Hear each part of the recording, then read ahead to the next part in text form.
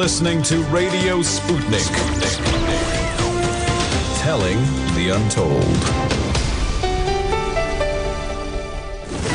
Welcome to the Open University of the Airwaves with George Galloway. Only on Sputnik Radio. Welcome to the mother of all talk shows, the College of Knowledge, the Open University of the Airwaves, where there are no tuition fees and you are encouraged positively to speak back to the professor. It's going to be 3 hours of rock and roll radio with pictures. And boy, what a lineup do we have for you this evening. Who killed poor Harry Dunn? Well, we already know that.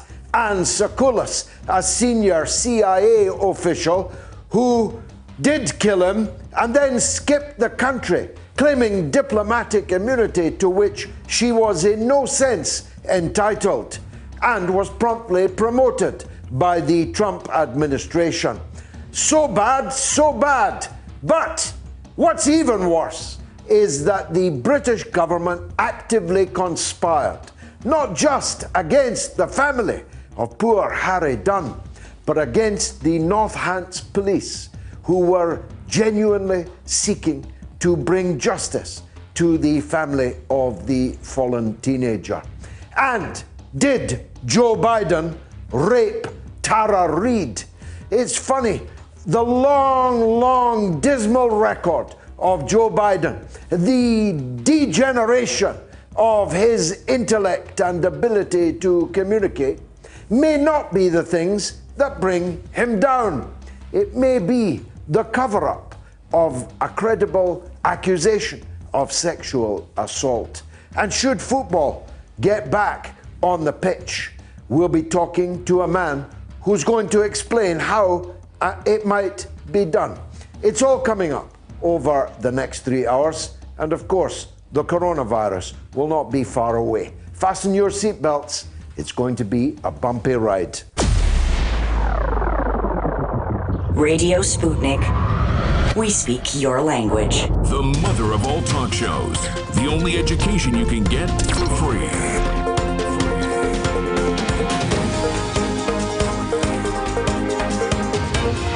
George Galloway. This is Radio Sputnik. And this is London, but coming to you, of course, all over the world, thanks to the wonders of the internet and SputnikNews.com. We're on FM in the Washington, D.C. area, crystal clear. 105.5 are the magic numbers there. And on AM across the entirety of the United States, from coast to coast. And of course, online around the world on SputnikNews.com.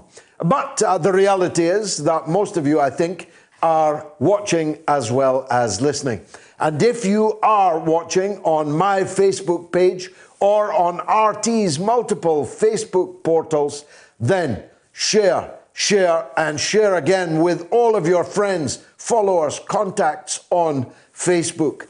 And you can also watch me on my own YouTube channel, as well as RT's multiple YouTube channels.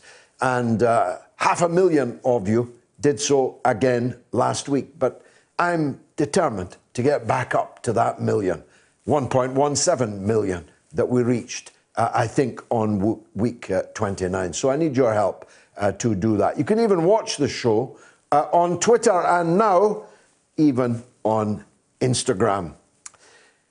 Did Joe Biden rape Tara Reid? That's a very, very big question. And it has caused multiple problems now for the Democratic Party, which in other circumstances, one would have thought would have been skating towards a presidential victory in November.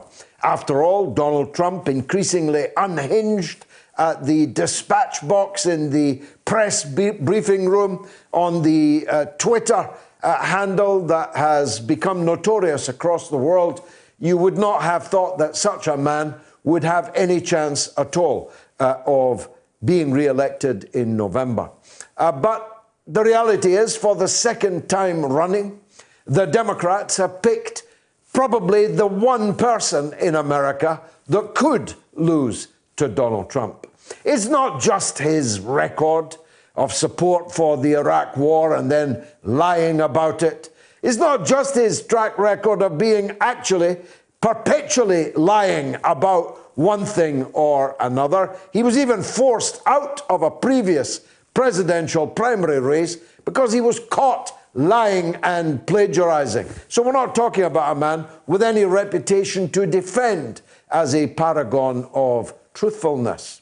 It's not just his deliberate courting of the worst racists in America, Storm Thurmond and the segregationists of his past. It's not just that he boasted about having written the Patriot Act, which has caused so much grief and oppression for people all across America.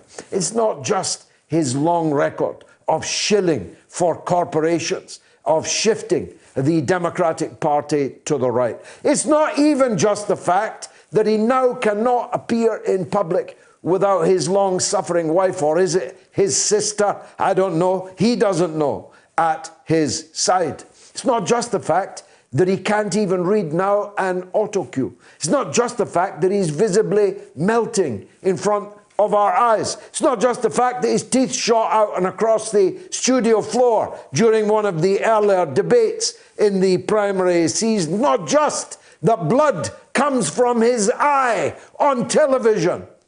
It's the fact that he has quite clearly mentally degenerated at such a rapid pace that, frankly, you'd have to have your head examined to consider him a credible candidate for the presidency. And then along comes this.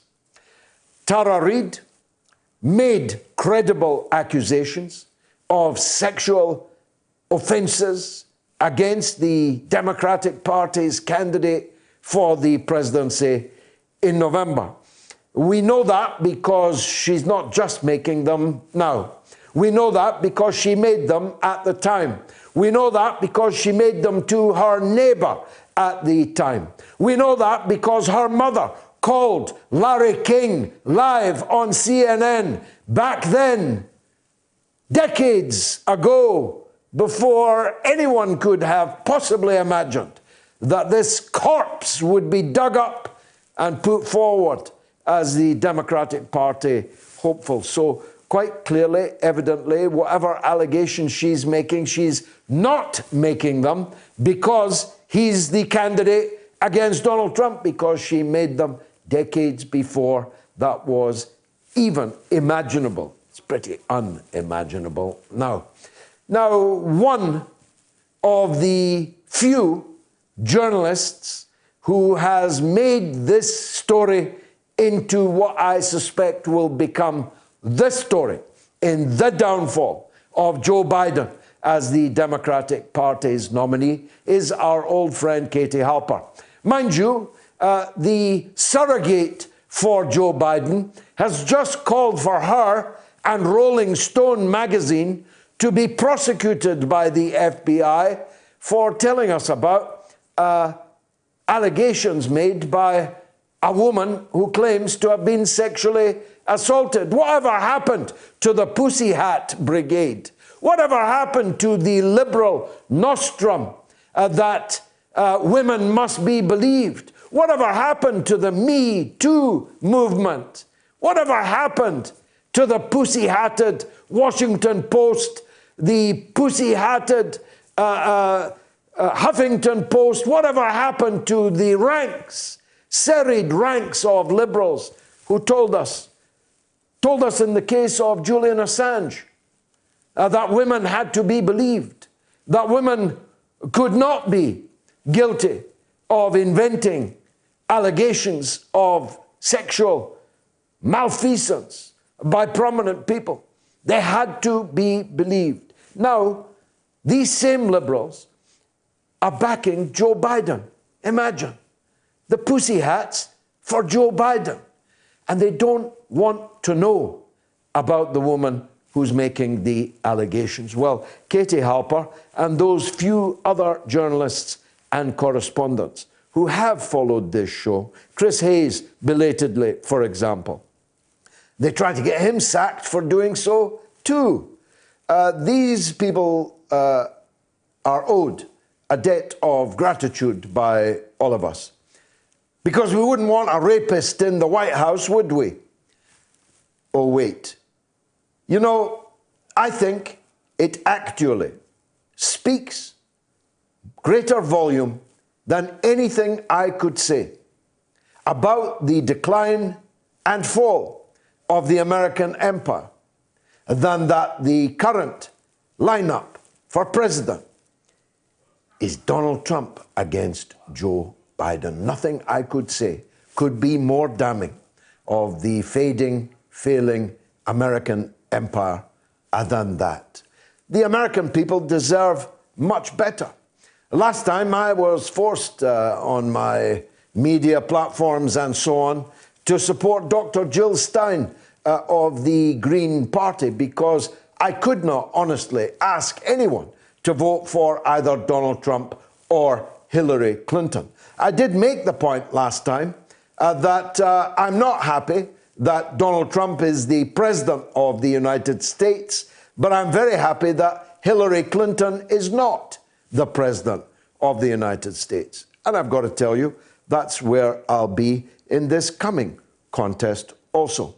Unless my colleague and friend, Governor Jesse Ventura, secures the Green Party nomination, then at least I'll have someone positively to proselytize for.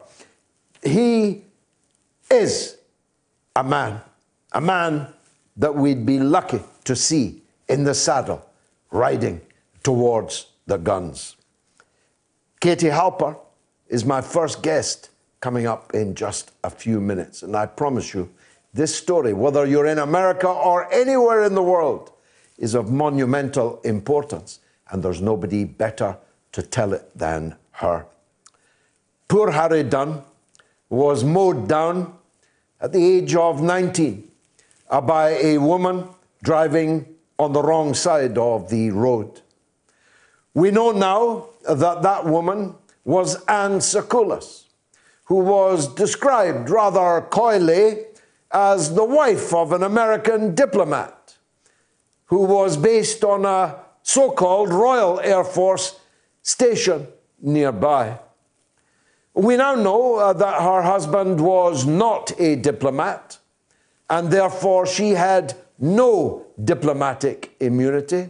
And even if she had, that is not the purpose of diplomatic immunity, to allow criminal offenders of an ordinary kind to escape justice in a friendly, couldn't be more friendly country here in Britain.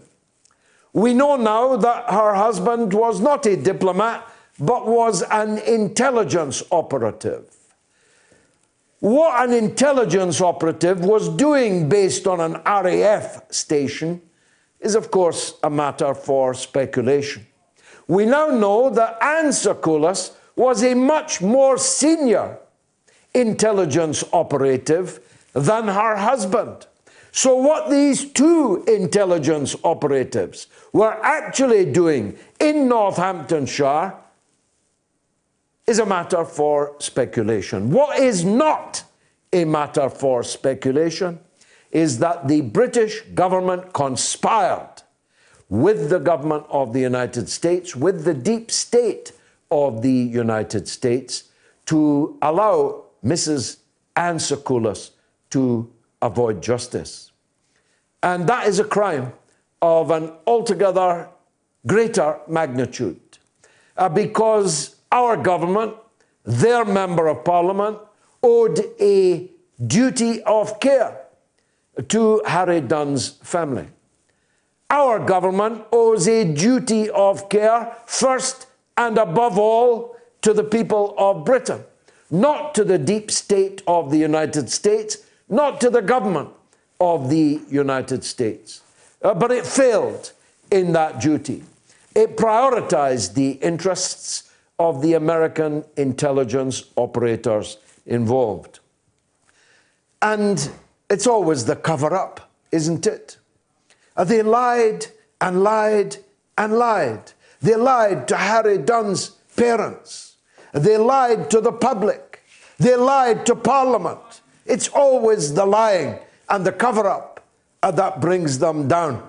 And thanks to our guest in the second hour, Radd Seiger, the spokesperson for the Harry Dunn family, this matter is now in court, and to their credit, the Mail on Sunday are doggedly pursuing this story, and we now know of an astonishing turn.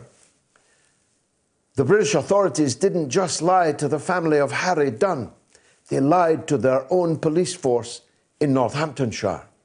They lied to the police in their own country to subvert, pervert the course of justice. It doesn't get much more serious than that. And in the second hour, we'll be talking about it. In the rest of the show, we'll be talking about two different sides of the coronavirus issue.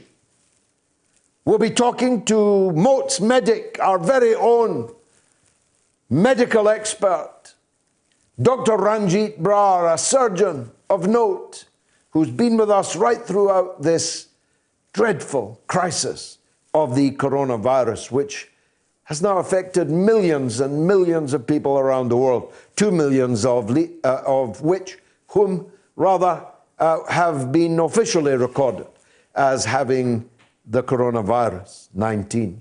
But many, many millions more clearly have it. And well over 100 British medical personnel have fallen at their place of work from the virulence and infectivity of this virus. It's not a joke. It's not something to call a hoax. It's not something to work yourself up into a hunt for Rothschilds or Gates or Soros or any of the usual targets of the conspiracy theory maniacs. This is deadly, deadly serious. And I spoke in my short on RT this week about the dangers of sending workers back to work in the toxic, potentially fatal environment of coronavirus Britain.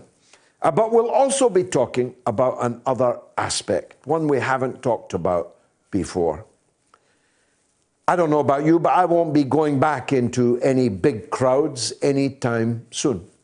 Perhaps never at all. Perhaps I'll watch my football on the television from now on. And indeed, that may very well be about to happen, because there's so much money invested in professional football in Britain and around the world. There's so much money at stake that the problem of unfinished leagues, cups, championships has now become a clear and present danger to the economic survival of even some of the most famous clubs. Now, Liverpool were well on their way to winning the English Premiership. Celtic were well on their way to winning the Scottish Premiership.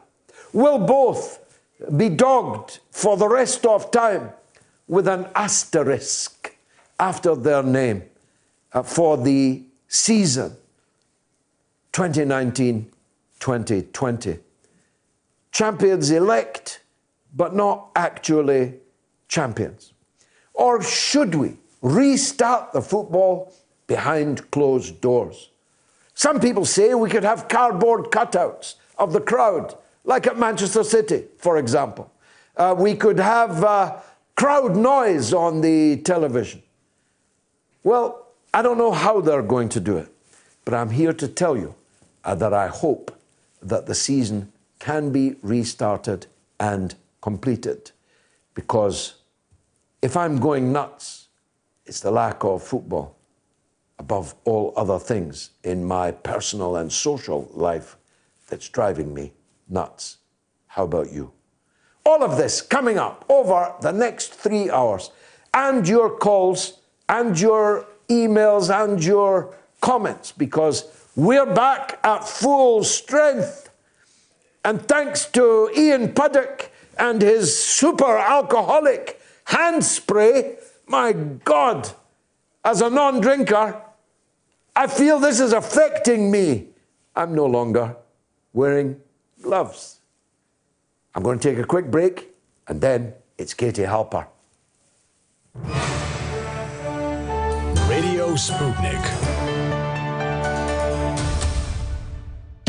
Tune in every Tuesday to Loud and Clear for a regular segment called False Profits, a weekly look at Wall Street and corporate capitalism, where we talk about the big economic issues of the week from the point of view of working people, the poor, and the U.S. position in the global economy. Join us this Tuesday and every Tuesday with financial policy analyst Daniel Sankey right here on Radio Sputnik.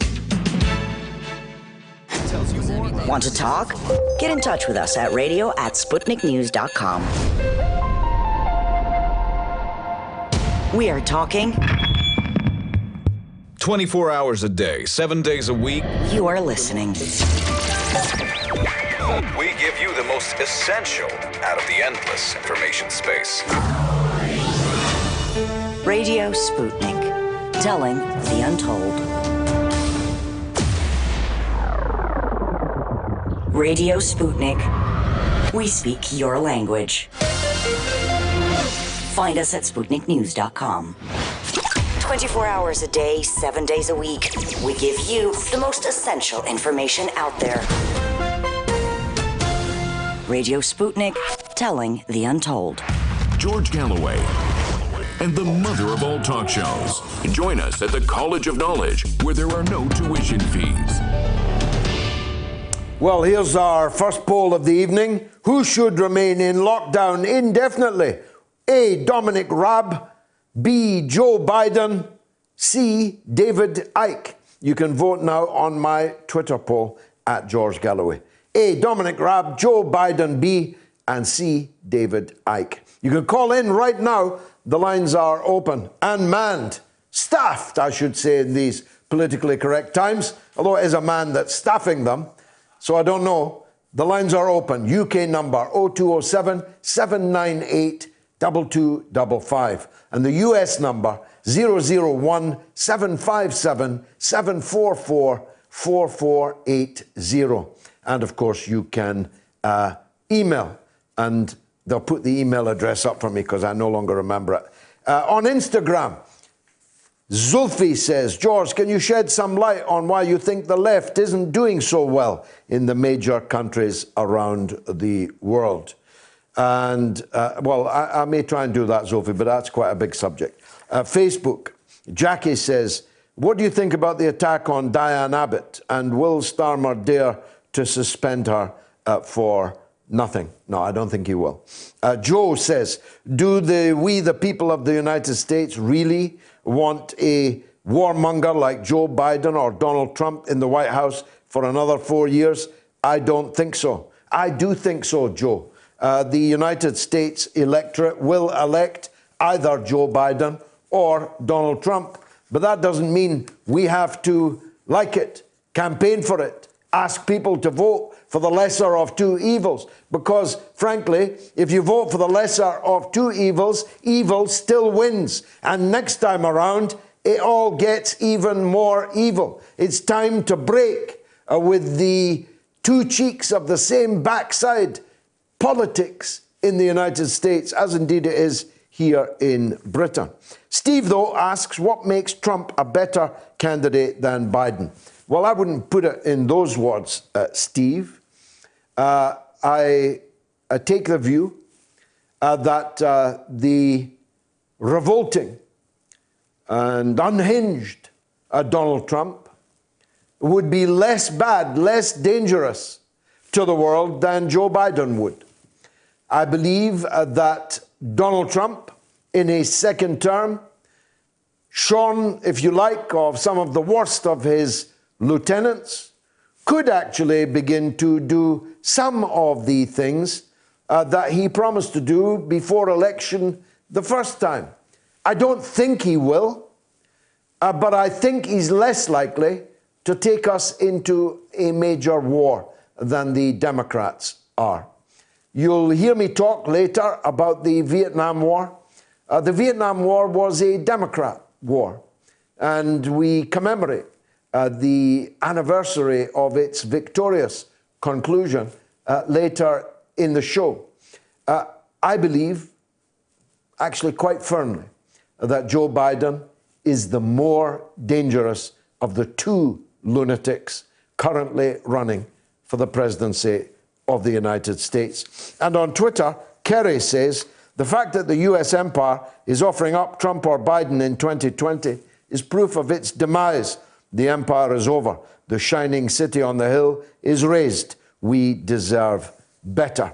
Well, I'm not sure if that's not a little bit premature, Kerry. It may not be yet a paper tiger, but it's a tiger whose fangs and teeth are falling out. And by email, Tony says, the media jumped the shark regarding Kim Jong-un being dead. No evidence required, as usual. Embarrassing. Embarrassing indeed, Tony. Let's take a call first while we're waiting for Katie. Michael is in Minneapolis on Joe Biden. Go ahead, Michael. Hey, George, how you doing today? Good, nice to hear from you. Go ahead. So I will say the Joe Biden situation with Tara Reade, I guess the thesis of my call is that it's entirely destroyed the Me Too movement, and here's why. So they waited, the corporate media ignored it for months. I mean, actually almost a year at this point. Even after The Intercept ran their piece and Katie Halper had the interview, nothing in the New York Times or the CNN. In the 3 weeks after the same journalist, Ryan Grimm, came out with his Intercept piece, CNN ran 700 pieces on Brett Kavanaugh in the same 3-week period. After the Tara Reade piece, they ran exactly one on that. So we've got this situation where sort of in the twilight zone, where all of a sudden all these Democratic lawmakers like Kirsten Gillibrand, who in the past, and Nancy Pelosi in the past, who were like said, and then Joe Biden himself said, believe women. Joe Biden said the essence of a woman's accusation is true, and we need to assume that. Now they're saying the exact opposite. In fact, they sound a lot like Lindsey Graham or Mitch McConnell did during the Brett Kavanaugh hearing. So I think that, not only could this derail Joe Biden, but whether or not it derails Joe Biden or not, I think the Me Too movement has entirely lost credibility. I think this is a significant blow for feminism, and the Democrats are responsible. They're all hypocrites. They're all hypocrites, Michael, aren't they? I mean, it's not that they now believe something which is the opposite of what they originally believed. They never really originally believed it in the first place. They opportunistically, cynically, hypocritically pretended to believe one thing before, and now this is their true position, isn't it? Absolutely. It's always been nothing more than a partisan game, and it's really disappointing because, the Democratic Party, as they totally abandon economic principles, the one thing that they're supposed to, that they claim to still have, is, want some sort of equality, at least for, wealthier women and minorities. But it doesn't even, it doesn't even extend to that for them at this point. And I think it's even, oh, sorry, go on. No, keep going. Oh, I was going to say, and you saw Joe Biden after, literal months and months of silence, goes on, Morning Joe with Mika Brzezinski, and yeah, she asked him about it, but she left out all of the corroborating evidence. She didn't mention the fact that she complained at the time, or that it's been proven that Tara Reade was relieved of her interns and then let go afterwards. She didn't mention that her mom called in the Larry King, and they have the actual audio and the video actuality. Yeah, I've got it. We might play it. We might play it later. Yeah, and then on top of that, I think the most damning is she had that neighbor that she had a year or two later who went on the record and said, yeah, she told me about it at the time. She told me about the rape. And they said, oh, well, who are you voting for? She said, well, I'm going to vote for Joe Biden, but I still need to be on the record saying this is what happened. So it's, you could see the media being like, oh, I hope it's a Trump supporter, or I hope it's a Bernie supporter. Then she says, no, I'm going to vote for Joe Biden. But we have to be real about what rape is. And that is the most, to me, that's the nail in the coffin of if there was any question, which I don't think there was, about whether this is a credible allegation, I think that was the end of it.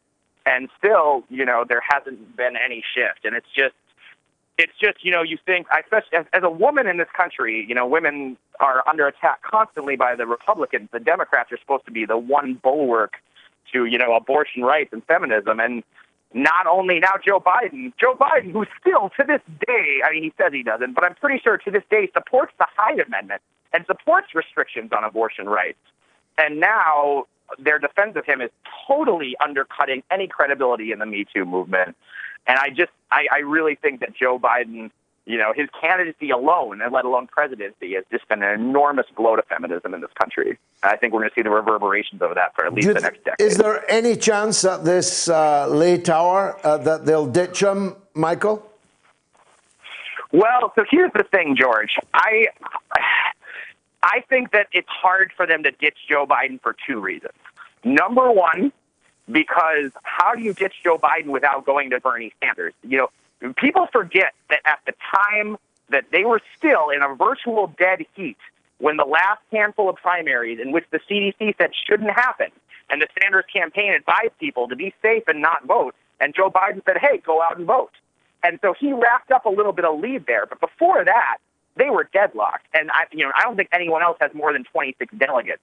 So if they get rid of Joe Biden, it's really hard to do that without going to Bernie Sanders, and they don't want to do that. And I would say, number two, it's not going to happen because I don't think the Democrats want to beat Trump. I really don't. Trump has been unbelievable for fundraising, and all the consultants have gotten rich, and the politicians don't have to propose any policies. All they have to do is, feign opposition to Trump, since we know they voted for his military budget and they approve all his judges and all those things.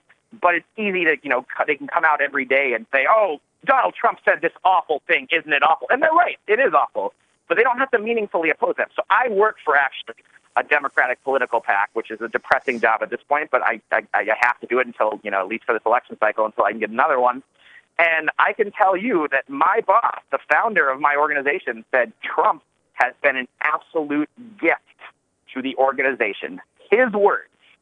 So these Democratic groups, and this is a large political PAC, we have a $50 million budget for this election cycle. And he says he wants to beat Trump, but I don't really believe him because then on the other hand, he says Trump is, we fundraise more with Trump than we could have ever dreamed of without him. So I think they'd have to go to Bernie Sanders if they replace Biden. I think the entire party would revolt if they didn't, because Bernie Sanders is still quite popular, even among people who didn't vote for him.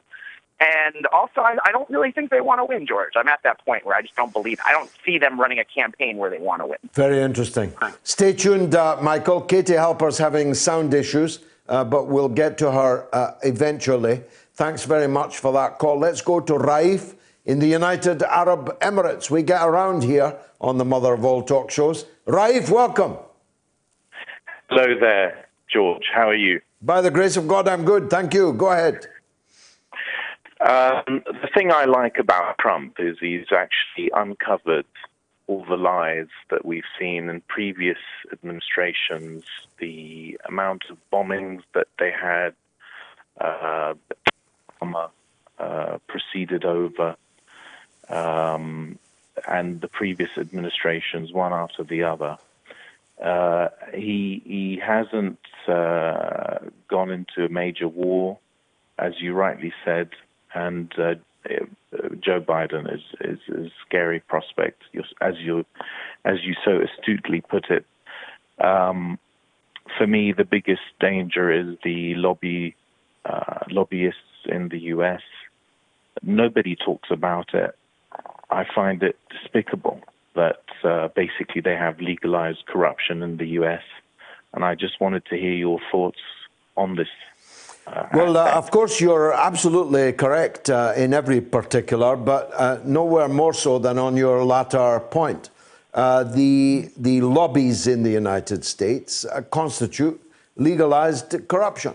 The gun lobby gives hundreds of millions of dollars to buy legislators, to pay their election funds, and no doubt to pass envelopes from time to time to individual politicians, and they guarantee thereby that nothing will ever be done by the American Congress which threatens the position of the gun lobby.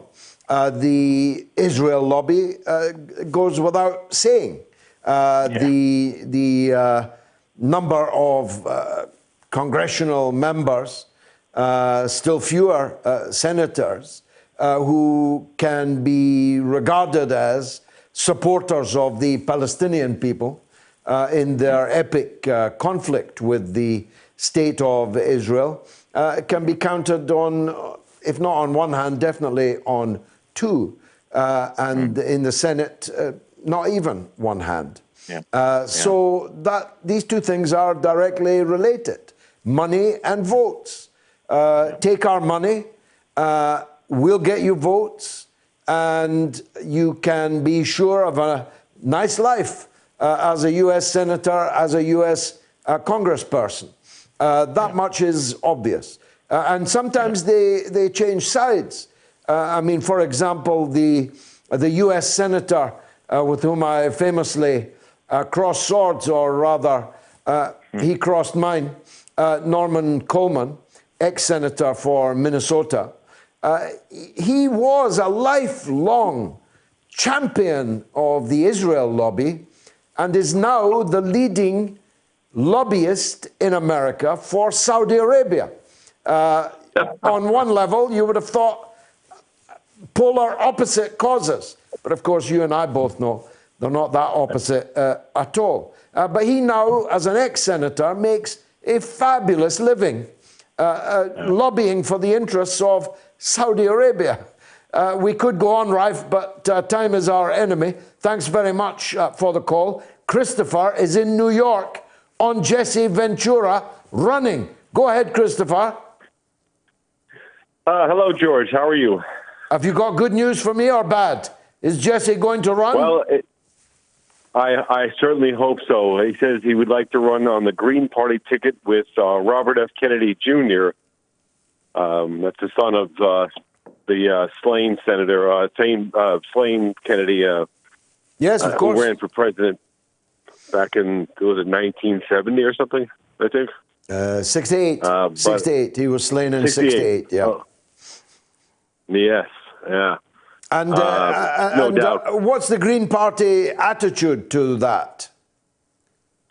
Well, I saw an interview with Jill Stein earlier today, and she seemed optimistic about it, at least. She said she would like to speak to him herself. Well, that's good. You know, Jill. That's good. You know, I know Jill Stein, but I also know Jesse Ventura. And Jill was a terrific candidate. Her vote didn't reflect that, but she was a terrific candidate. Easily the most polished, intellectually gifted of the candidates that were standing last time. Jesse Ventura, for people who don't know him, is an all-in wrestler. He was a wrestling champion. And his politics are like wrestling. He wrestles with the powerful. He wrestles with the venal. He's a slayer of monsters.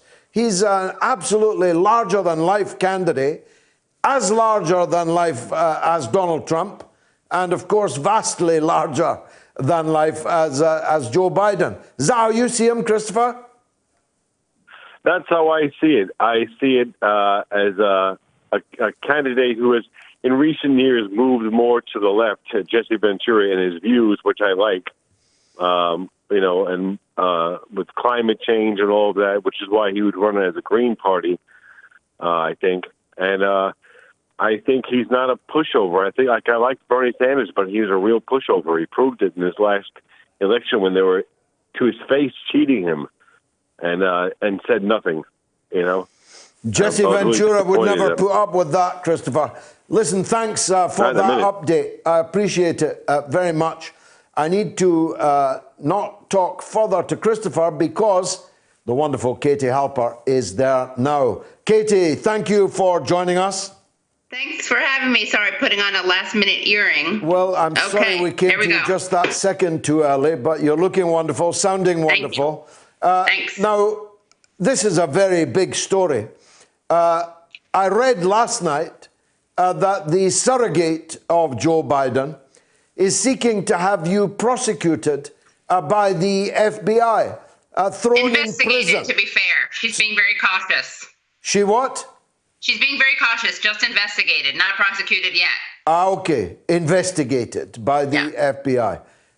That's rather chilling, I must say. But let's go back to the beginning.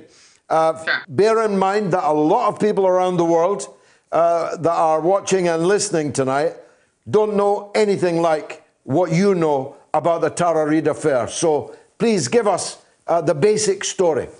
Sure, and thanks so much for having me on, George.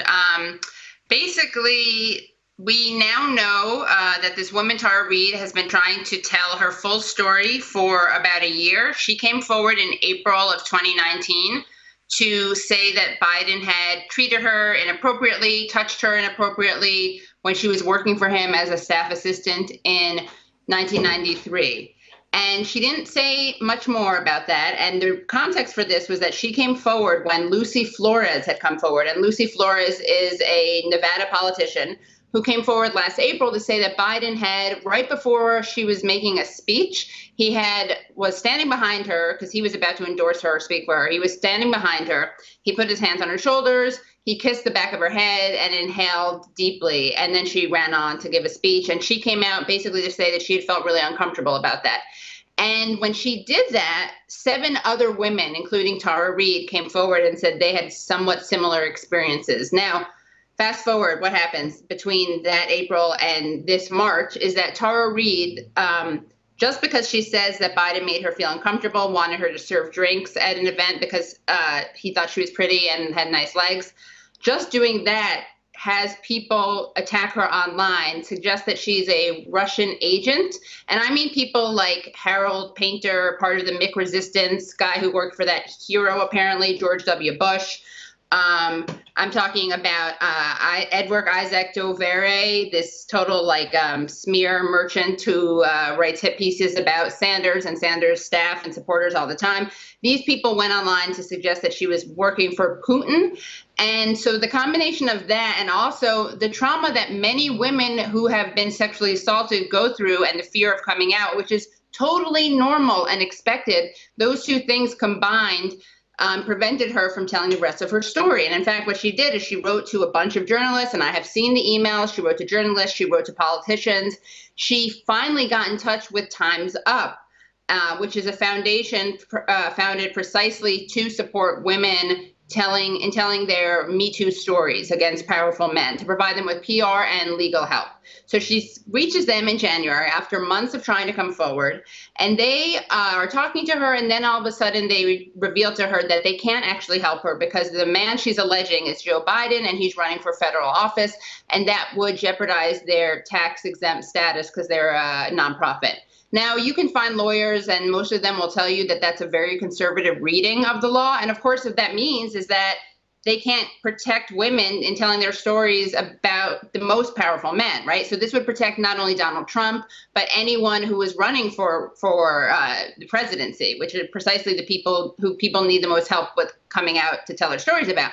Anyway, so now she's stuck, and she's desperate to tell her story, and she's, again, trying to tell the story when there are dozens of other Democrats in the race. So this is not a political operation. She's not trying to help one politician over the other. She finally tells her story to Ryan Grimm and to me. Ryan Grimm is this excellent journalist at The Intercept who, ironically enough, even though he's being smeared as a birdie bro, is the one who broke the Christine Blasey Ford story. And for people who know that, that's when Kavanaugh, it was revealed that Dianne Feinstein was sitting on a letter from Christine Blasey Ford, in which she was alleging that he basically did sexually assault her when she was a teenager.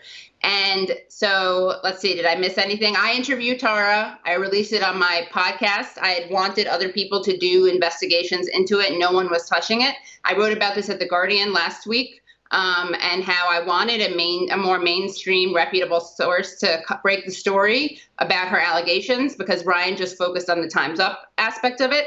No one would, so I would. I did. And then, unlike the case of the Christine Blasey Ford allegation, when every single legacy, respectable newspaper had reported on the story within a day of Ryan Grimm breaking the story. Unlike this time, it took the New York Times 19 days to write about the story. It took the Washington Post 19 or 20 days, I can't remember. The New York Times edited a sentence and a tweet so it fit the desires of the Biden campaign, because it initially had said that the Times found no pattern of sexual misconduct except for the inappropriate, unwanted hugging, touching, etc. And then they took that part out of the sentence at the behest of the Biden campaign. So it just said that they found no evidence, no pattern of sexual misconduct. And I should stop back and say the other thing, and I should trigger warning because this is very disturbing. The other thing that Tara accused Biden of doing, in addition to the harassment, the thing that took her longer to talk about publicly was that she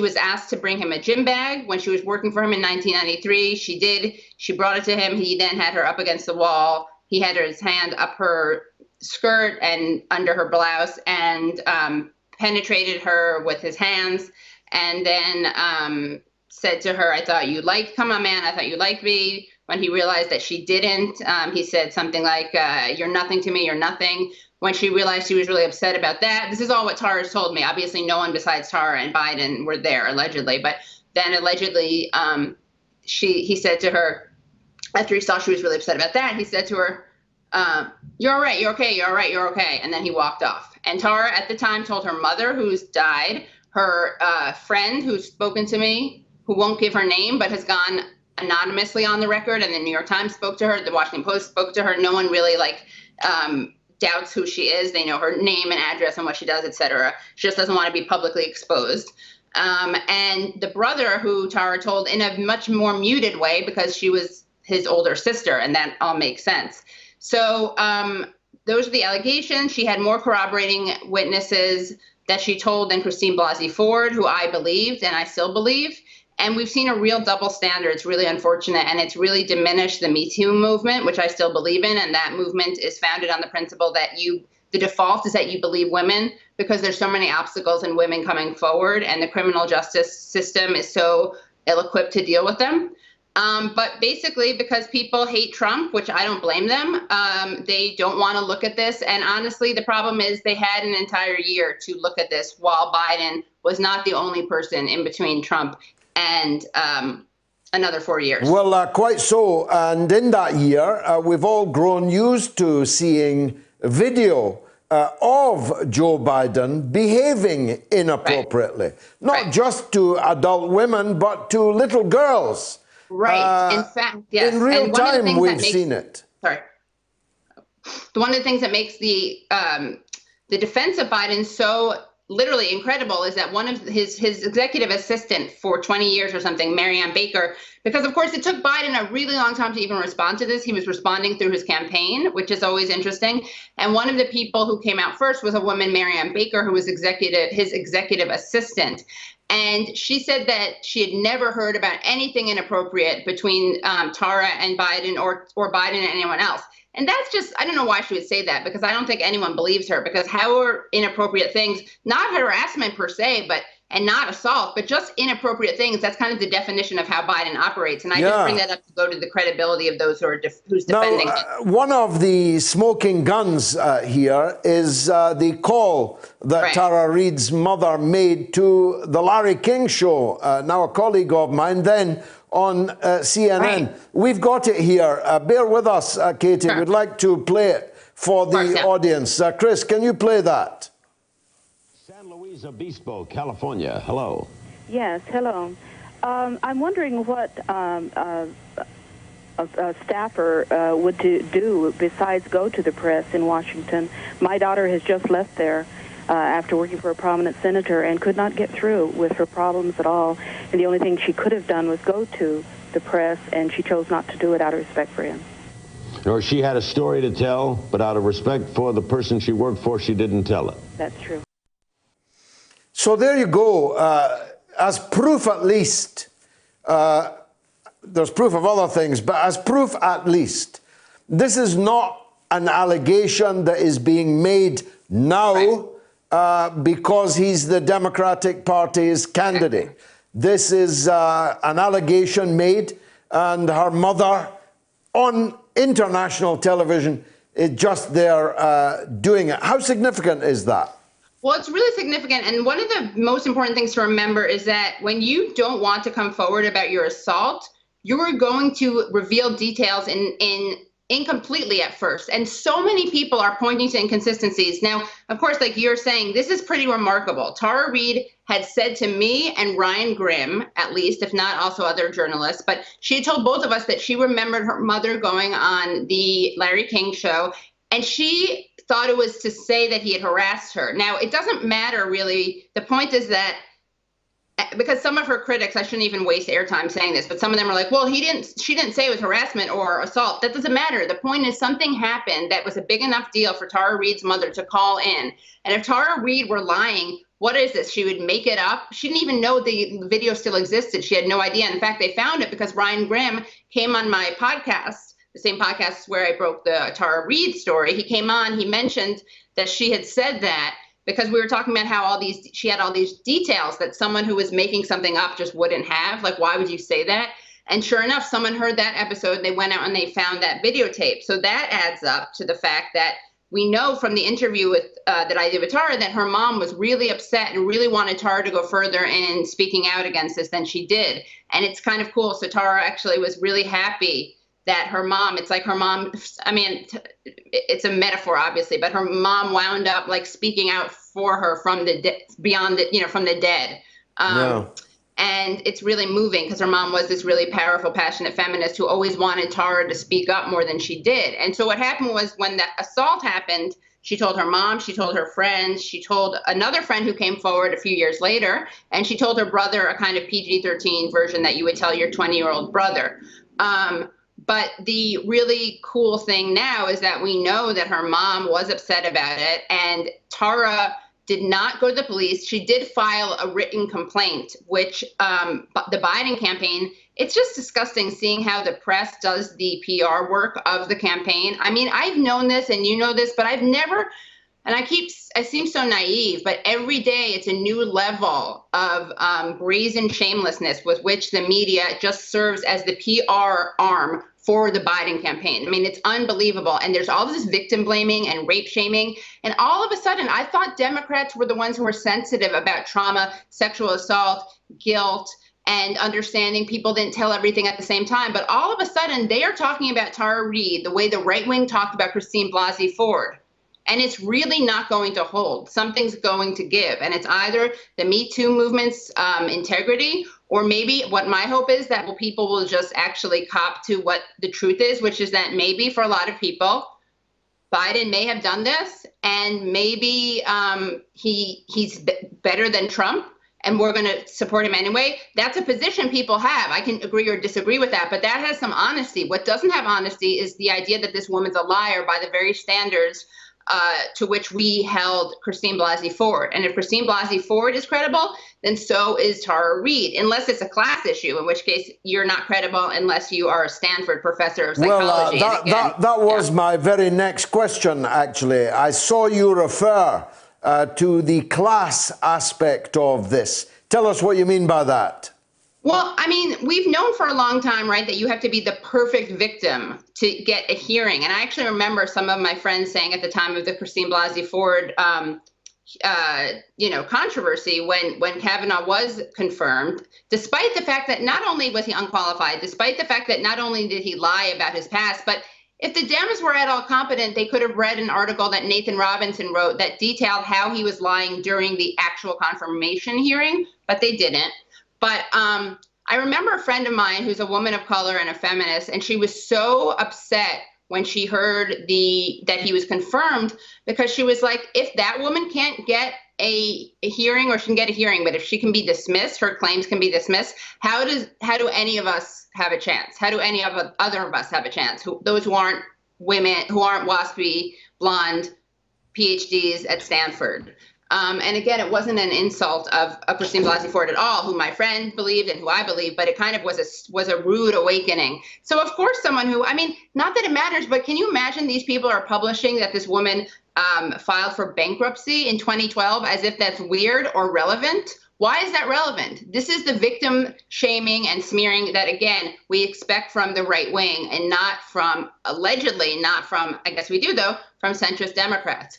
But I think the problem is that people really don't want to say, it's one thing to say, and it's uncomfortable, I understand that. It's one thing to say, look, this guy is gross with women and young people. We've seen this on video. He's now accused of having sexually assaulted one woman. I think he's not as bad as Trump, and Trump has been accused of more allegations of sexual assault than Biden has. Now, I think that makes for a very weak campaign, and I think that there are other options, like having Biden step down, but honestly, like, just say that. What is so disturbing is when people say those things, like Trump raped a lot of people, but what about Trump? He's so much worse. And at the same time, and she's a liar. Like, no, you don't have to go there, and you shouldn't go there, and you're doing a discredit to your movement and to your candidate. And Biden's defenses have been very suspect and sketchy. He hasn't said that he doesn't remember her. He says he has no memory of a complaint ever being there. And the one strength that Biden has is that he has such a history of lying in general. And he has such cognitive decline right now that it's a great cover in a way. We're so used to him lying his way in through a conversation. And also he does get kind of stuck in the headlights. So again, if you compare the rape blaming and the shaming and the rape apologia to which Tara Reade is being subjected, where people say she's changing her story merely because, like so many survivors, she didn't tell everything at the same time, which again is very typical. That's not changing your story. That's not inconsistent. That's coming forward with the details in this slow way that lots of survivors do. What is changing your story and being inconsistent is, for example, if you'll allow me to digress, Joe Biden claiming that he was arrested in South Africa. Turns out he wasn't. No, there are no shades of gray here. Not arrested in South Africa. Claiming that he taught at Penn. Not actually true. He never taught at Penn. Claiming he was in the top half of his law class. No, he was actually number 70-something out of 80-something.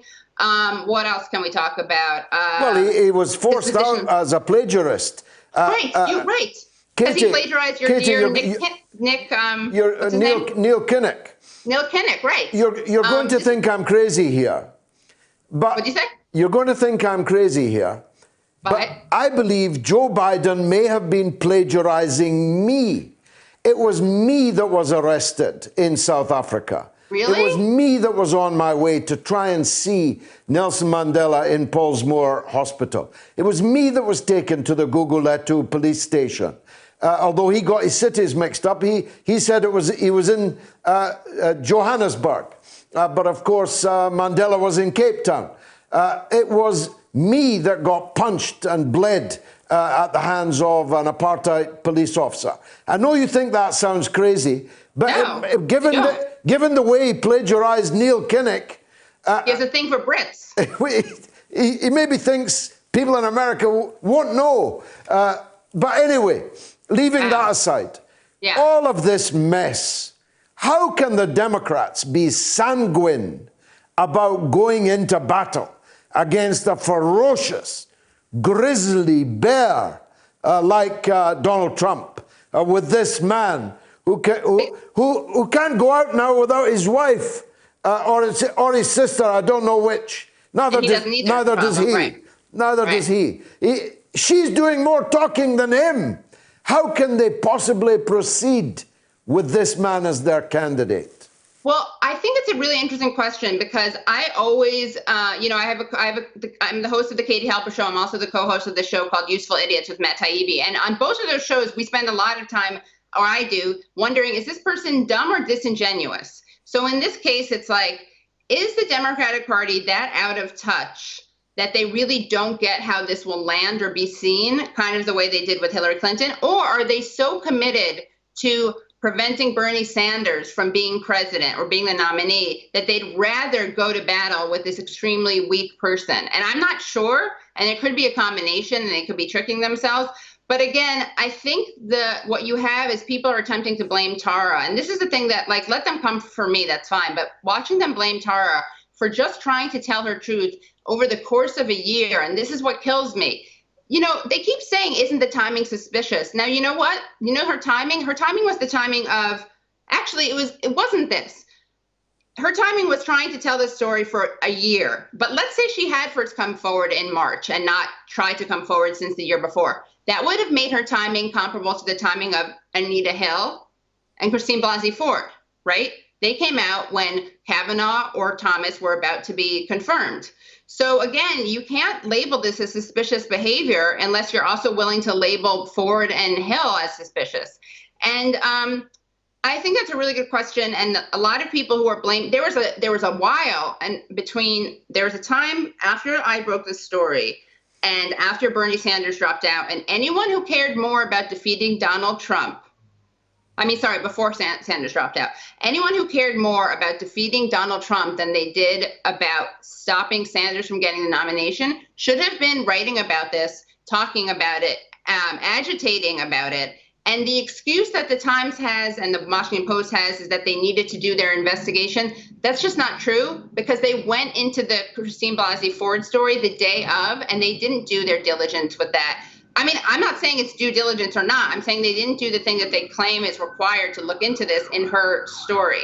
And really quickly, I just want to say that the New York Times, the story is so like Orwellian. There's so many levels, it's hard to keep track. But the New York Times, when they edited that sentence at the behest of the Biden campaign, and they took off that clause, right? So it read, the New York Times found no pattern of sexual misconduct. And they took off the second half of the sentence, which said, besides unwanted touching. When they made that sentence, they massaged it for the campaign. We know that they did that because the executive editor was asked about why they changed the sentence that way. And he said it's because the campaign thought it implied something it shouldn't have. So we know that. Then we know from a BuzzFeed article that the campaign was itself distributing talking points, including the talking point that the New York Times has done this investigation and they've determined that it's not true.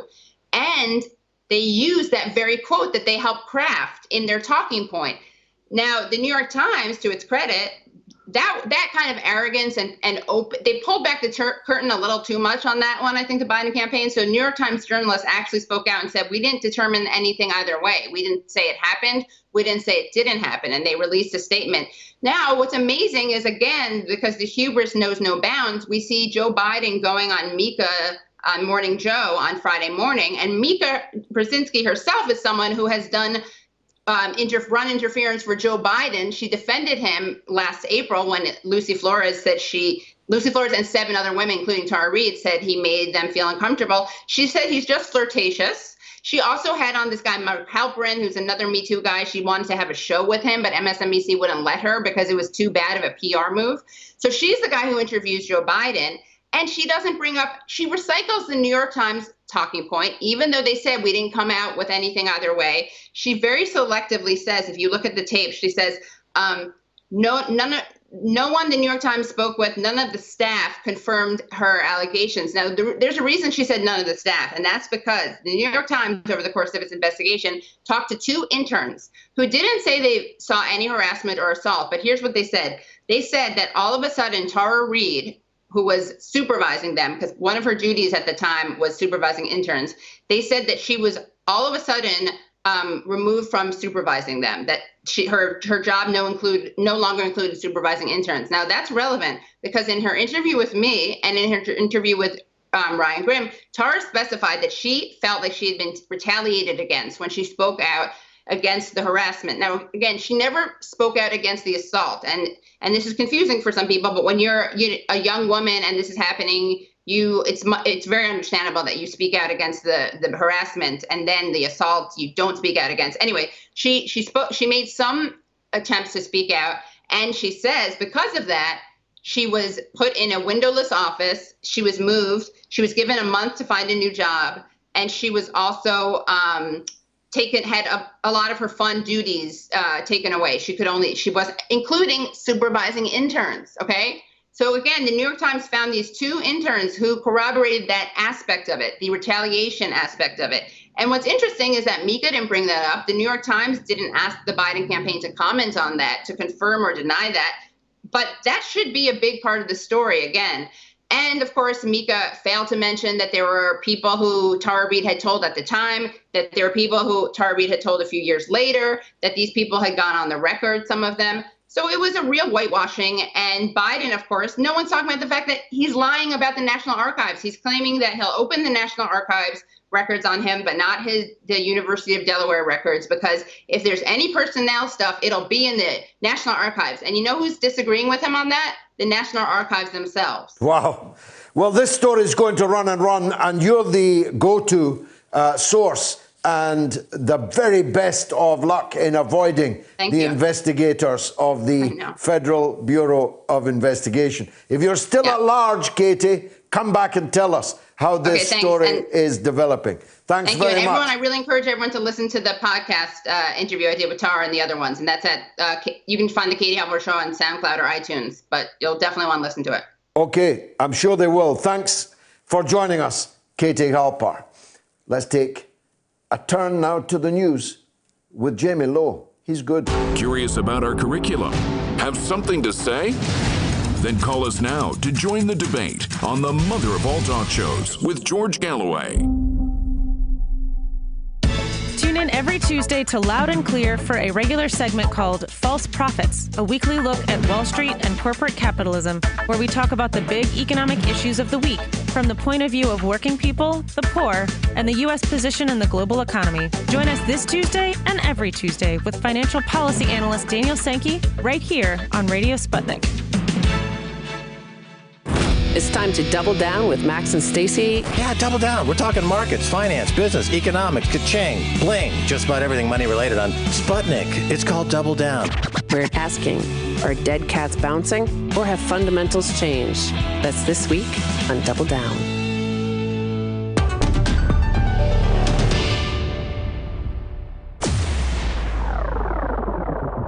Radio Sputnik.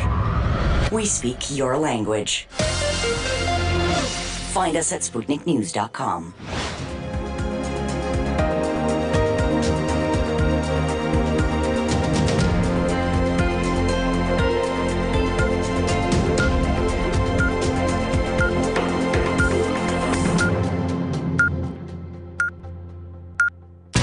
Radio Sputnik News.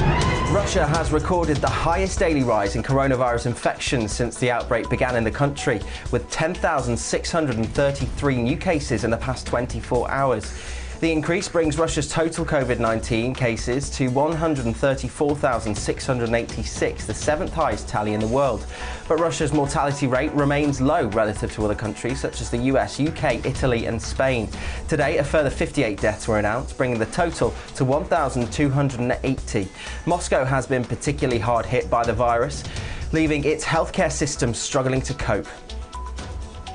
The virus is continuing to spread across the world with more than 3 million confirmed cases in 185 countries. More than 240,000 people have now lost their lives. The United States alone has more than 1 million confirmed cases, 5 times as many as any other country. The number of people who've died with coronavirus in the hospitals in England in the past 24 hours has risen by 327 to 21,180. In Northern Ireland, 5 more people have died, bringing the total number of deaths to 381. A further 14 people have lost their lives to COVID-19 in Wales, taking the total to 983. Deaths have risen too in Scotland by 12, bringing the total to 1,571. Meanwhile, the British Prime Minister Boris Johnson has revealed that contingency plans were made for his death while he was seriously ill in hospital with coronavirus.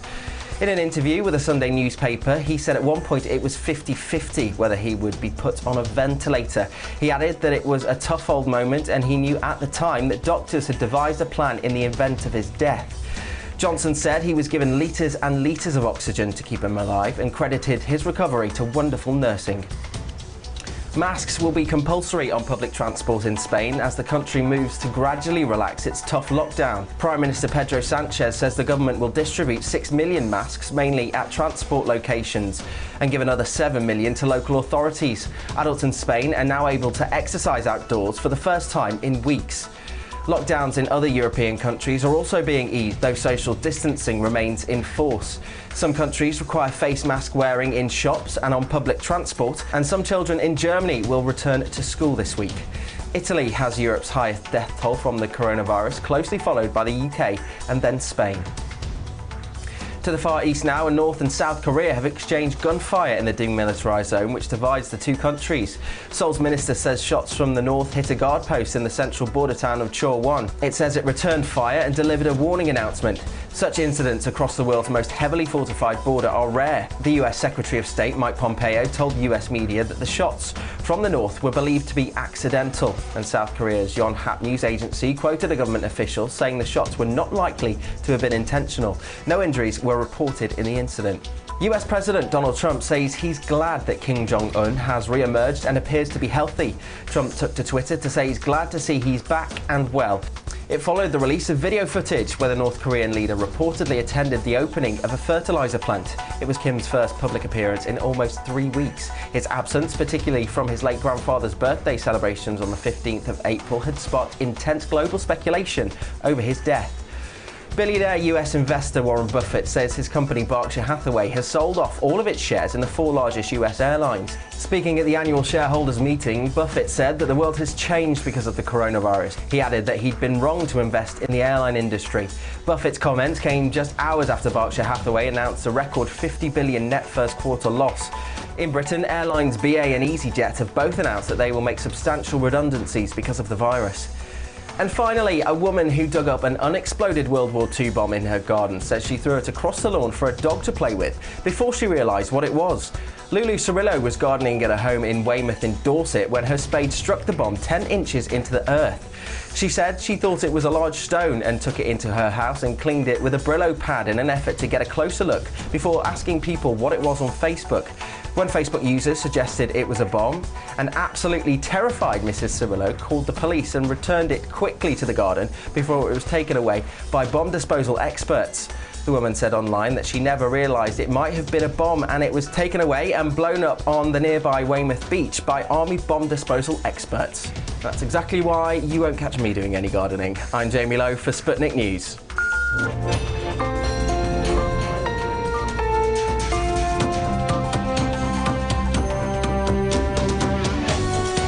You're listening to Radio Sputnik. Telling the untold. Welcome to the Open University of the Airwaves with George Galloway. Only on Sputnik Radio. Well, it did look rather like a large stone, apart from the fins and the bomb shape and all of that. My number is 02077 982 255. That's 02077 982 255. Or if you're in the US, 001 757 744 4480. And you can, of course, tweet me at George Galloway, or you can tweet RT UK News. In fact, to be on the safe side, please do both. Poll number 1, who should remain in lockdown indefinitely? A, Dominic Raab, 28%. B, Joe Biden, 53%. And C, David Icke, 19%. Now, I spoke earlier, I hope powerfully, certainly a little bit of length, about the killing of poor Harry Dunn. If Harry's family ever have a bigger stroke of luck than the presence nearby of their near neighbour, Radd Seiger, they'll be very lucky indeed, because the spokesman for the campaign, the family friend of Harry, who knew Harry since he was a baby and had to see him lowered into the ground, Radd Seiger is an American living in Britain who's caused the British and American governments no end of sleepless nights, because he is a tiger and he is determined to get justice for the family. And I take my hat off to him. Radd Seiger joins us now on Skype. Radd, wonderful to see you again back on the show. And the main reason you're back here is there have been rather a few twists since you were last here. Bring us up to date, if you will. George, very good evening to you and your viewers. You've summed it up perfectly.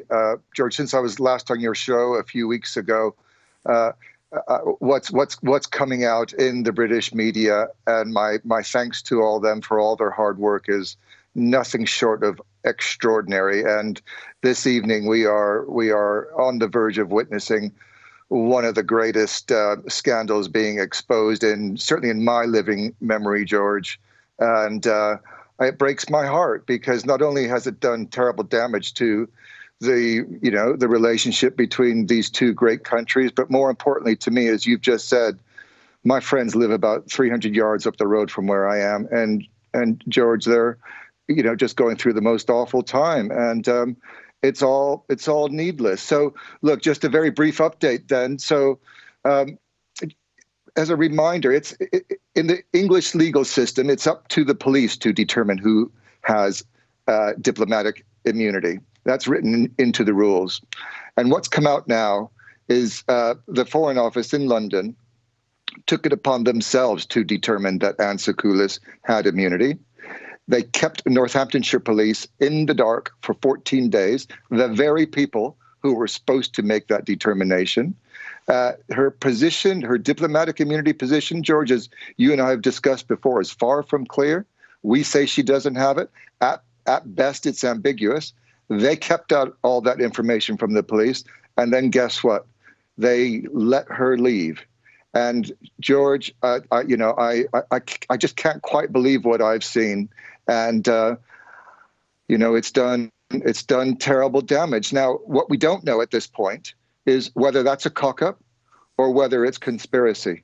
But as I've made clear to you before and your viewers, I am going to find the truth out. We're very nearly there, and I would put out another appeal to the British government this evening to come and talk to me this week, lay everything out openly and transparently, agree to a full inquiry, and then maybe, just maybe, we can begin to alleviate some of the pain that this poor family are going through. If they don't do that, George, well, they're, as you can imagine, they're in a whole lot of pain tonight. The pain that they're going to suffer if they continue this disgraceful cover-up is going to be beyond the pale. So, look, it's twists and turns every day. There are developments by the hour. And it's, from the family's perspective, as you can imagine, they just don't understand a lot of it. It's very complex legally, some of it. But they, in a nutshell, Northamptonshire police were kept in the dark. And George, you'll understand the term interfering in a police investigation. Sure. It's a crime, actually. George, I don't know whether it's deliberate. It's a very well-known crime. It may disappoint you, but British governments have oftentimes conspired against their own citizens, oftentimes betrayed the interests of their own citizens. But this is the first case that I know about where the government were deliberately lying to, were keeping vital, relevant information from our own police force. The Northamptonshire police were doing their duty. The government perverted the course of that duty. Now, you say you don't know if it was a cock-up or a conspiracy. I've got to tell you, in this case, I'm absolutely certain it was a conspiracy. They knew that if left to the local police with more integrity than they had, that this could lead into very difficult waters for the British-American special relationship. So they took the decision to deliberately blindside our own police force. What are Northants police saying about that?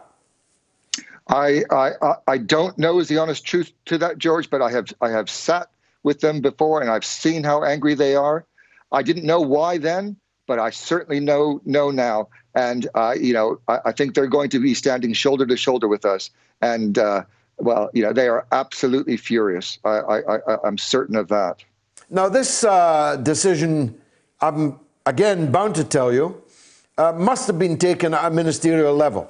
This Correct. Was far too important to be dealt with by some flunky in tights in the Foreign Office. and patent buckled shoes, some man with a stick. This decision must have been taken at least by the Foreign Secretary. That was Dominic Raab, wasn't it? Absolutely correct, George. There's no doubt in my mind that the civil servants did not make these decisions. And I have reason to believe this evening that this possibly goes to number 10 as well. And I know, George, maybe some people have been swept under the carpet before. Harry Dunn's family are not going to be swept under the carpet. There is no way on this earth that I'm going to let anybody off who was involved in this decision that's caused this damage to my friends off the hook. Now, I hope and pray that they're going to do the right thing and come clean about it.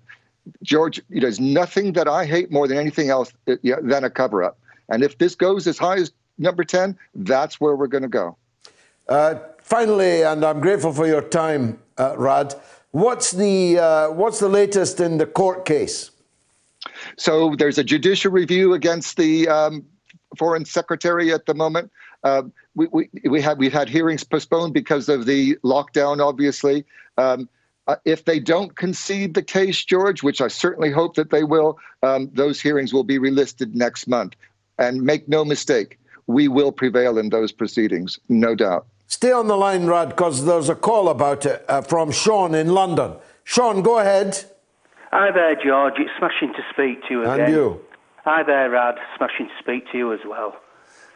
What I'd like to say, I believe that this is some sort of conspiracy between the British government and the American government.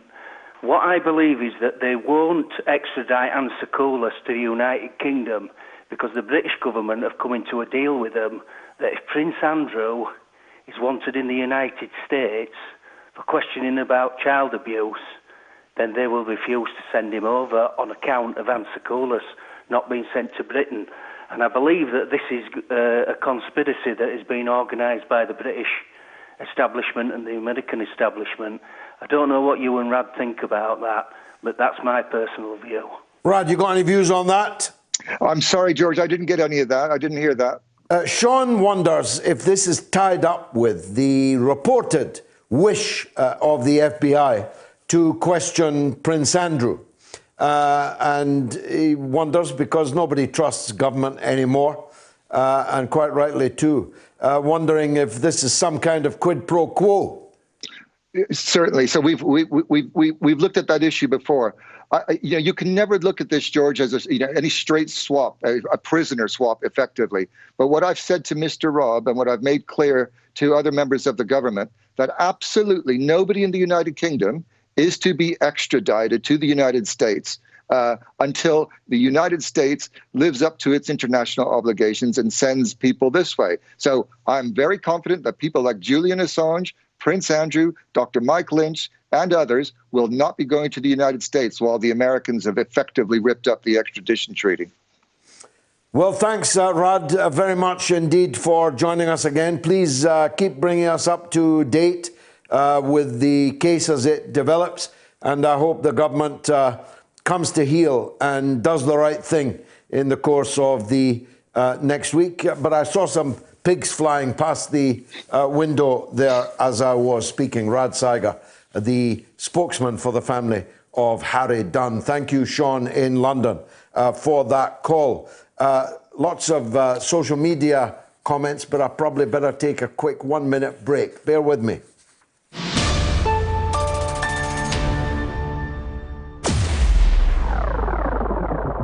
Radio Sputnik.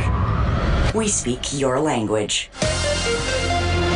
Find us at SputnikNews.com. Tune in every Thursday to Loud and Clear with Brian Becker for the regular segment called Veterans for Peace, where we focus on the contemporary issues of war and peace that affect veterans, their families, the country, and the world as a whole. Veterans for Peace President Jerry Condon joins the show every Thursday. Hear about this and more every Thursday right here on Radio Sputnik. We are above all the latest developments, and we don't take any sides. Radio Sputnik, telling the untold. The mother of all talk shows. With George Galloway. The world is our classroom. and you're welcome to sit in and join the seminar. Now, the latest inductee for our Mother of All Talk Shows Hall of Fame is a man who passed earlier this week at the age of 87. He was a friend of mine. His name was Dennis Goldberg. He was one of a significant number about whom I've spoken before, most notably in my speech at the Oxford Union, which you can consult on YouTube. Dennis Goldberg was a living proof that Jewish people in South Africa under apartheid in significant numbers not only stood against apartheid, but fought with guns, with weapons, against apartheid with the armed wing of the African National Congress, which then as now leads the battle for the liberation of the majority black population of South Africa. Now, once upon a time, in my lifetime, there would be nothing at all exceptional about that, because in my lifetime it was a commonplace that Jewish people would be right at the front of the battle against Jim Crow in the United States, against the institutionalized apartheid that existed well into the 1960s in the United States of America. It was a commonplace that Jewish people would have been in the front ranks of the fight for equality around the world. It's only of late that some have tried to persuade us that the issues of apartheid are over, are history, and apartheid no longer exists anywhere. Dennis Goldberg never believed that.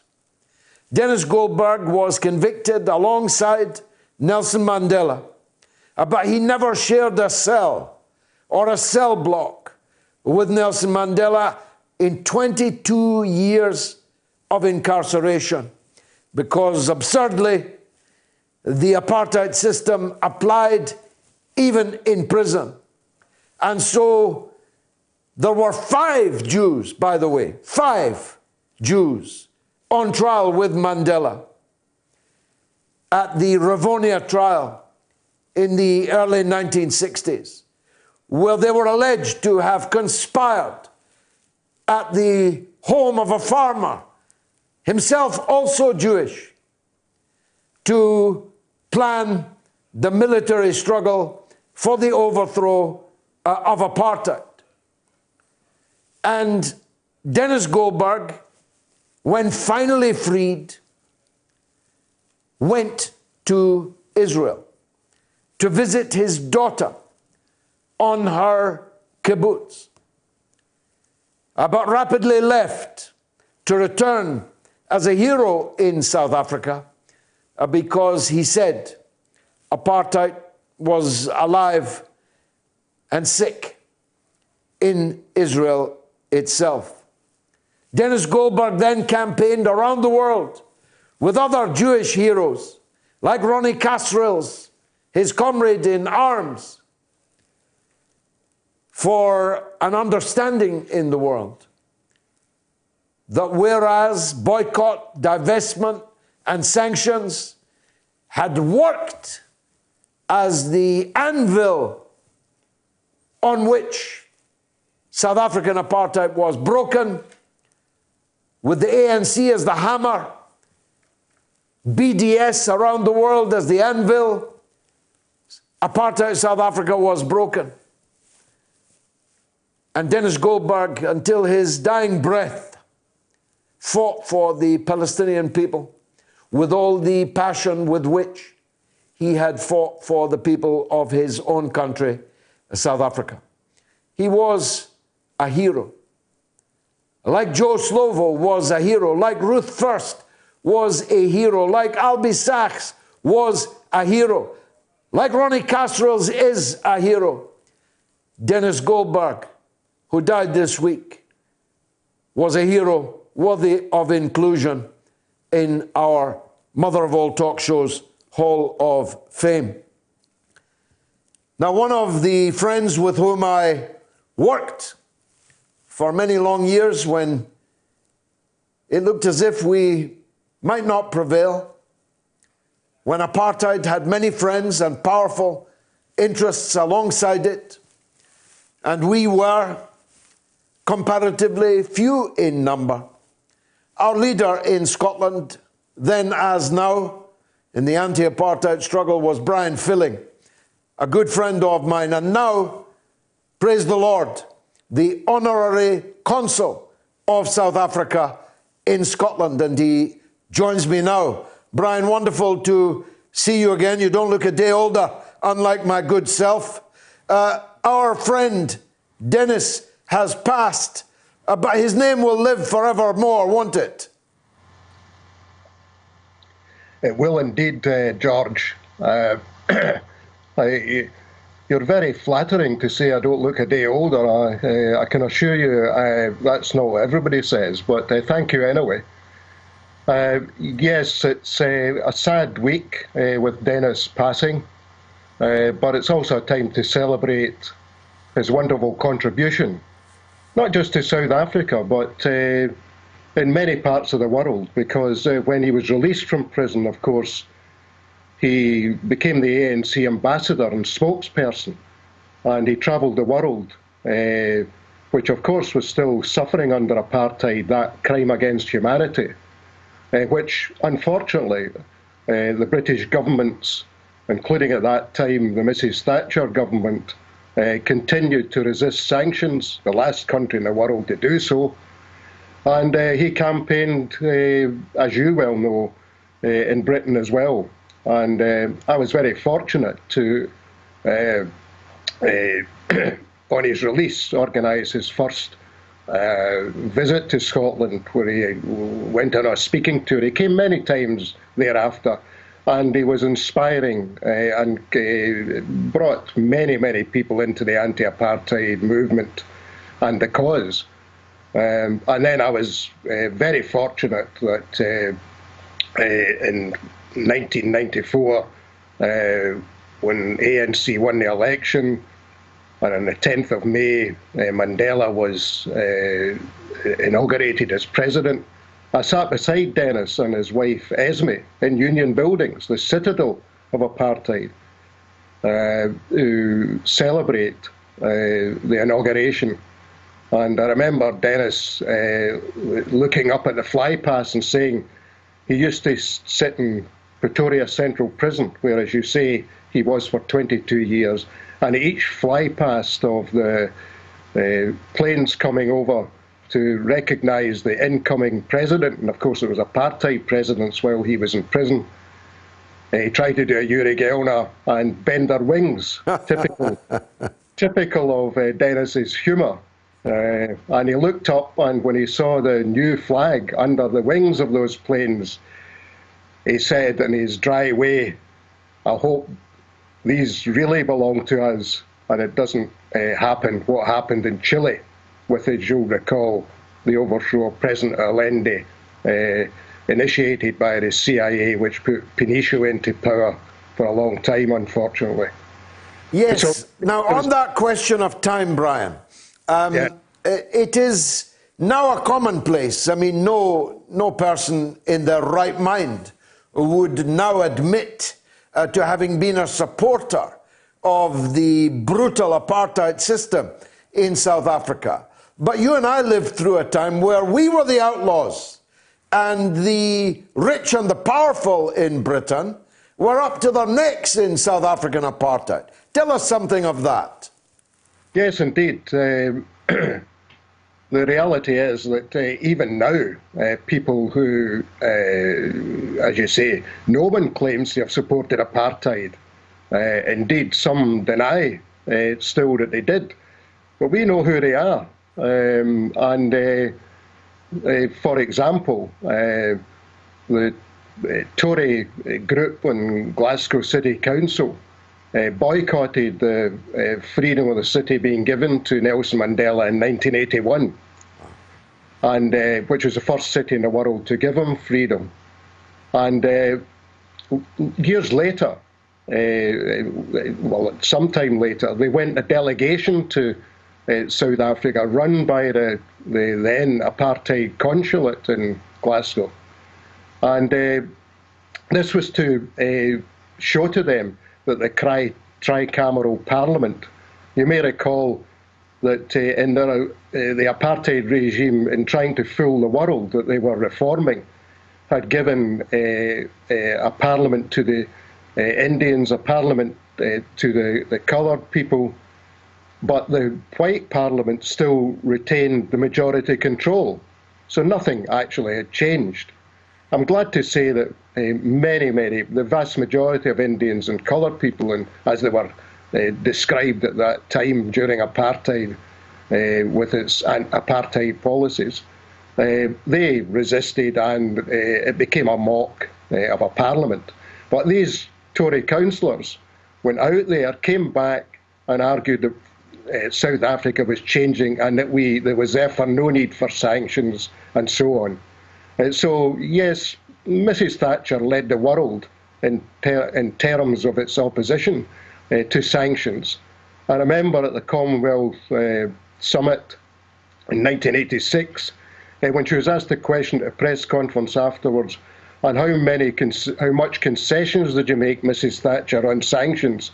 And she did a gesture like this to show how little. She put her fingers up, showing it was half an inch between her two fingers. We gave nothing, she said. She was very disappointed that the Americans, because of the pressure from African Americans, particularly in Congress, began to introduce some sanctions. But she was no less in the world, as the Tory government in Britain were, to support apartheid, much as they deny it. Many of those who are still alive, unlike Mrs. Thatcher, would no longer say that they did support apartheid. Well, I was in Parliament when there was a thriving group of, admittedly by then, only Conservative MPs, though there had been one or two Labour MPs in the past. Yes. But by then, when I entered Parliament over 30 years ago, there was still a thriving group of Friends of Apartheid South Africa. And down further below in the ranks of the Conservative students movement, there was a campaign. They used to wear T-shirts. Hang Nelson Mandela, they said on their T-shirts. And believe it or not, the former Speaker of the British Parliament, John Bercow, was one of those students campaigning for the hanging of Nelson Mandela. Yes, I remember it well. In fact, at Glasgow University, the students had elected Winnie Mandela as their rector. And then when she made the infamous speech about matchsticks and the tyres, if you recall, the necklacing. Yes. They used it to try and remove her as rector. I always regarded Winnie Mandela as a victim of apartheid. I mean, as Nelson himself said, she suffered more than he did, if that's possible. But that's what he said, because she was banished and sent to a place where she knew no one, separated from her children. This was following solitary confinement and torture. Anyway, these Tory students tried to remove her. And there was a television programme being held, and you may recall Margaret MacDonald was the anchor on this programme. And she introduced me as we tried to get X, we tried to get Y, we tried to get Z, but the only person who we could get to agree to come on to speak for Winnie Mandela was Brian Filley. And a Tory student was there to debate with me. And in those days, maybe the technology wouldn't allow this now, but they made good television when in the course of it he tried to throw a punch at me. And this was in the days when there was plenty of alcohol provided by the studios. So he was a bit drunk, but he just showed himself for what he was. I mean, he couldn't handle the argument. He didn't want to talk about apartheid, of course. That wasn't of any interest. They were trying to use any weakness, or in this case, a mistake, an understandable mistake, in my opinion, by Winnie Mandela, to further their support for apartheid. So the Tory students, yes, were very, very much in support of apartheid. Well, we buried our comrade, Dennis Goldberg, this week.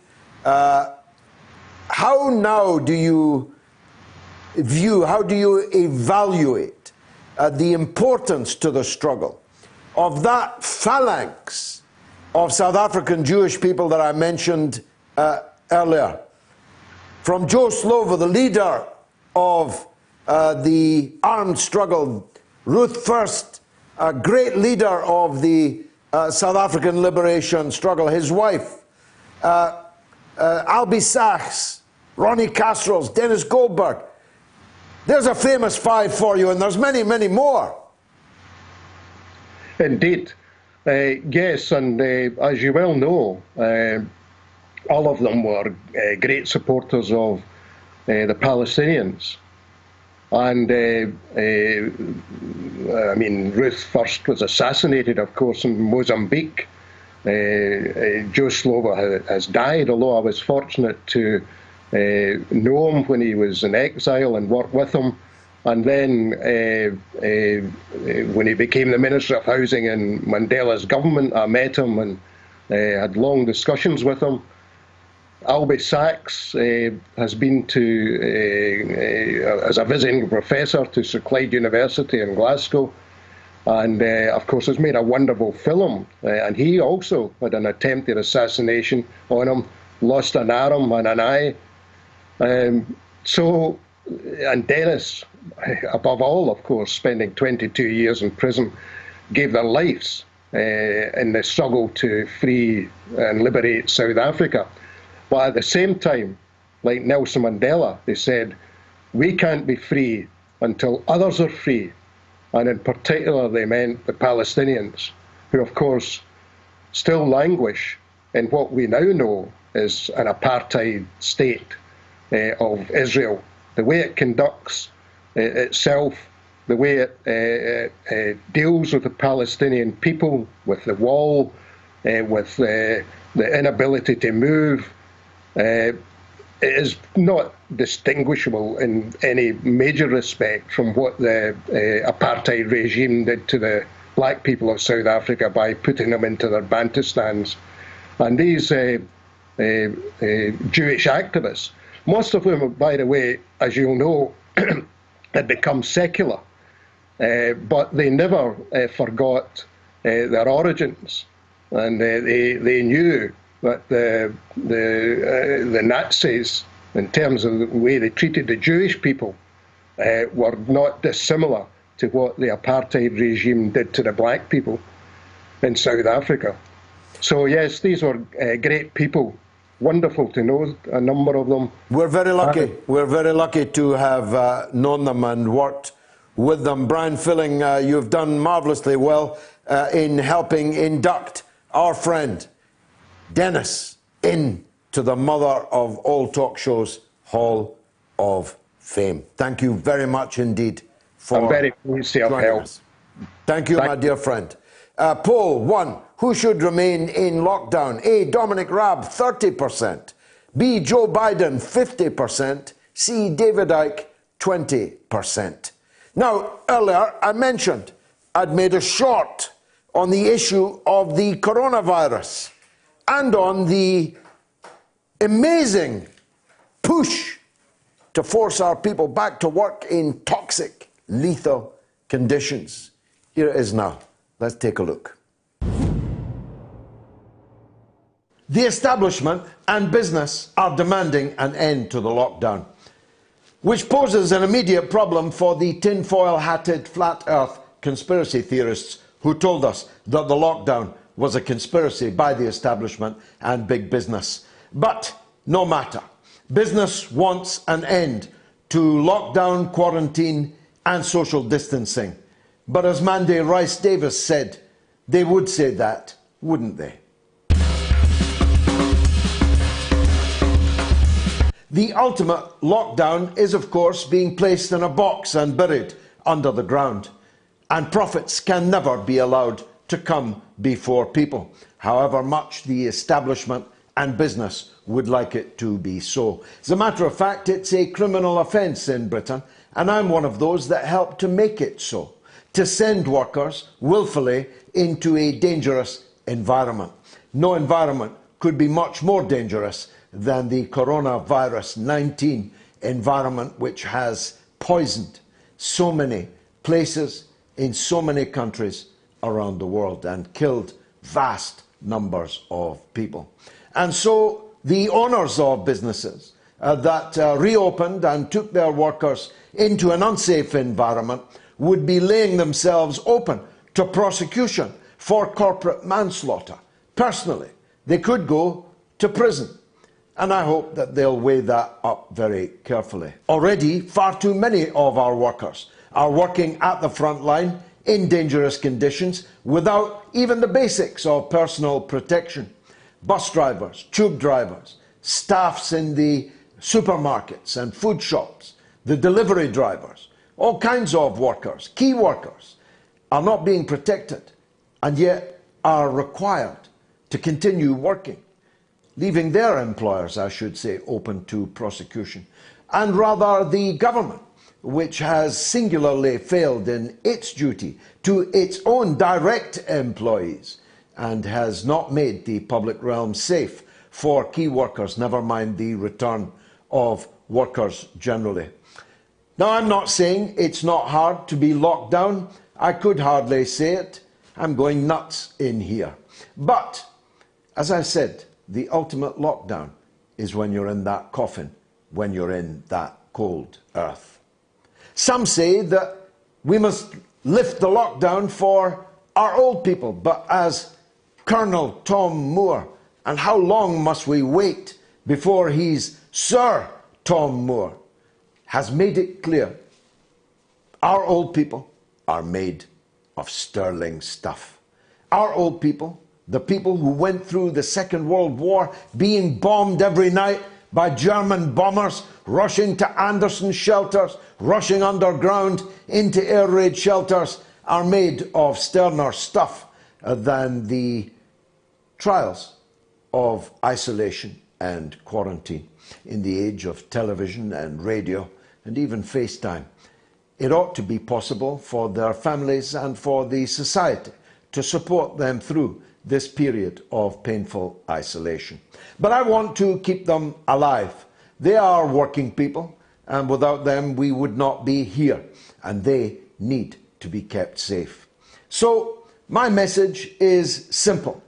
Until the employing class and its government can prove to us that they have cleaned the environment and that it is safe for workers to return, no worker must be forced back to work, either by poverty or by diktat. The wages of all workers furloughed must be met.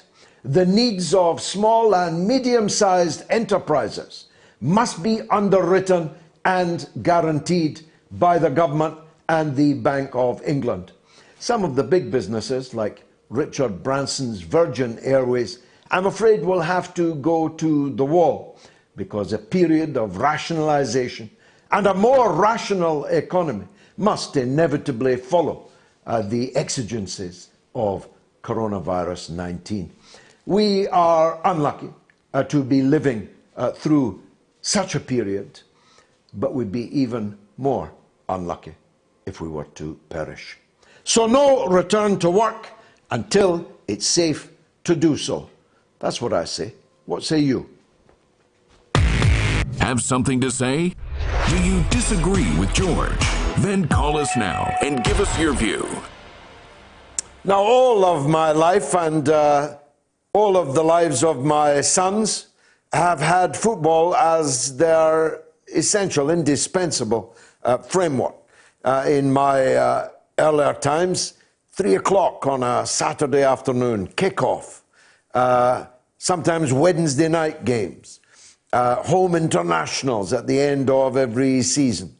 And then as things developed, there was a Saturday raft of games and a Sunday raft of games, and no matter what else I was doing, I was on the way to do those things, listening for the results and, if possible, the commentary of football. And the European Championships every 4 years, the World Cup every 4 years, staggered so that every 2 years you had a major international football tournament.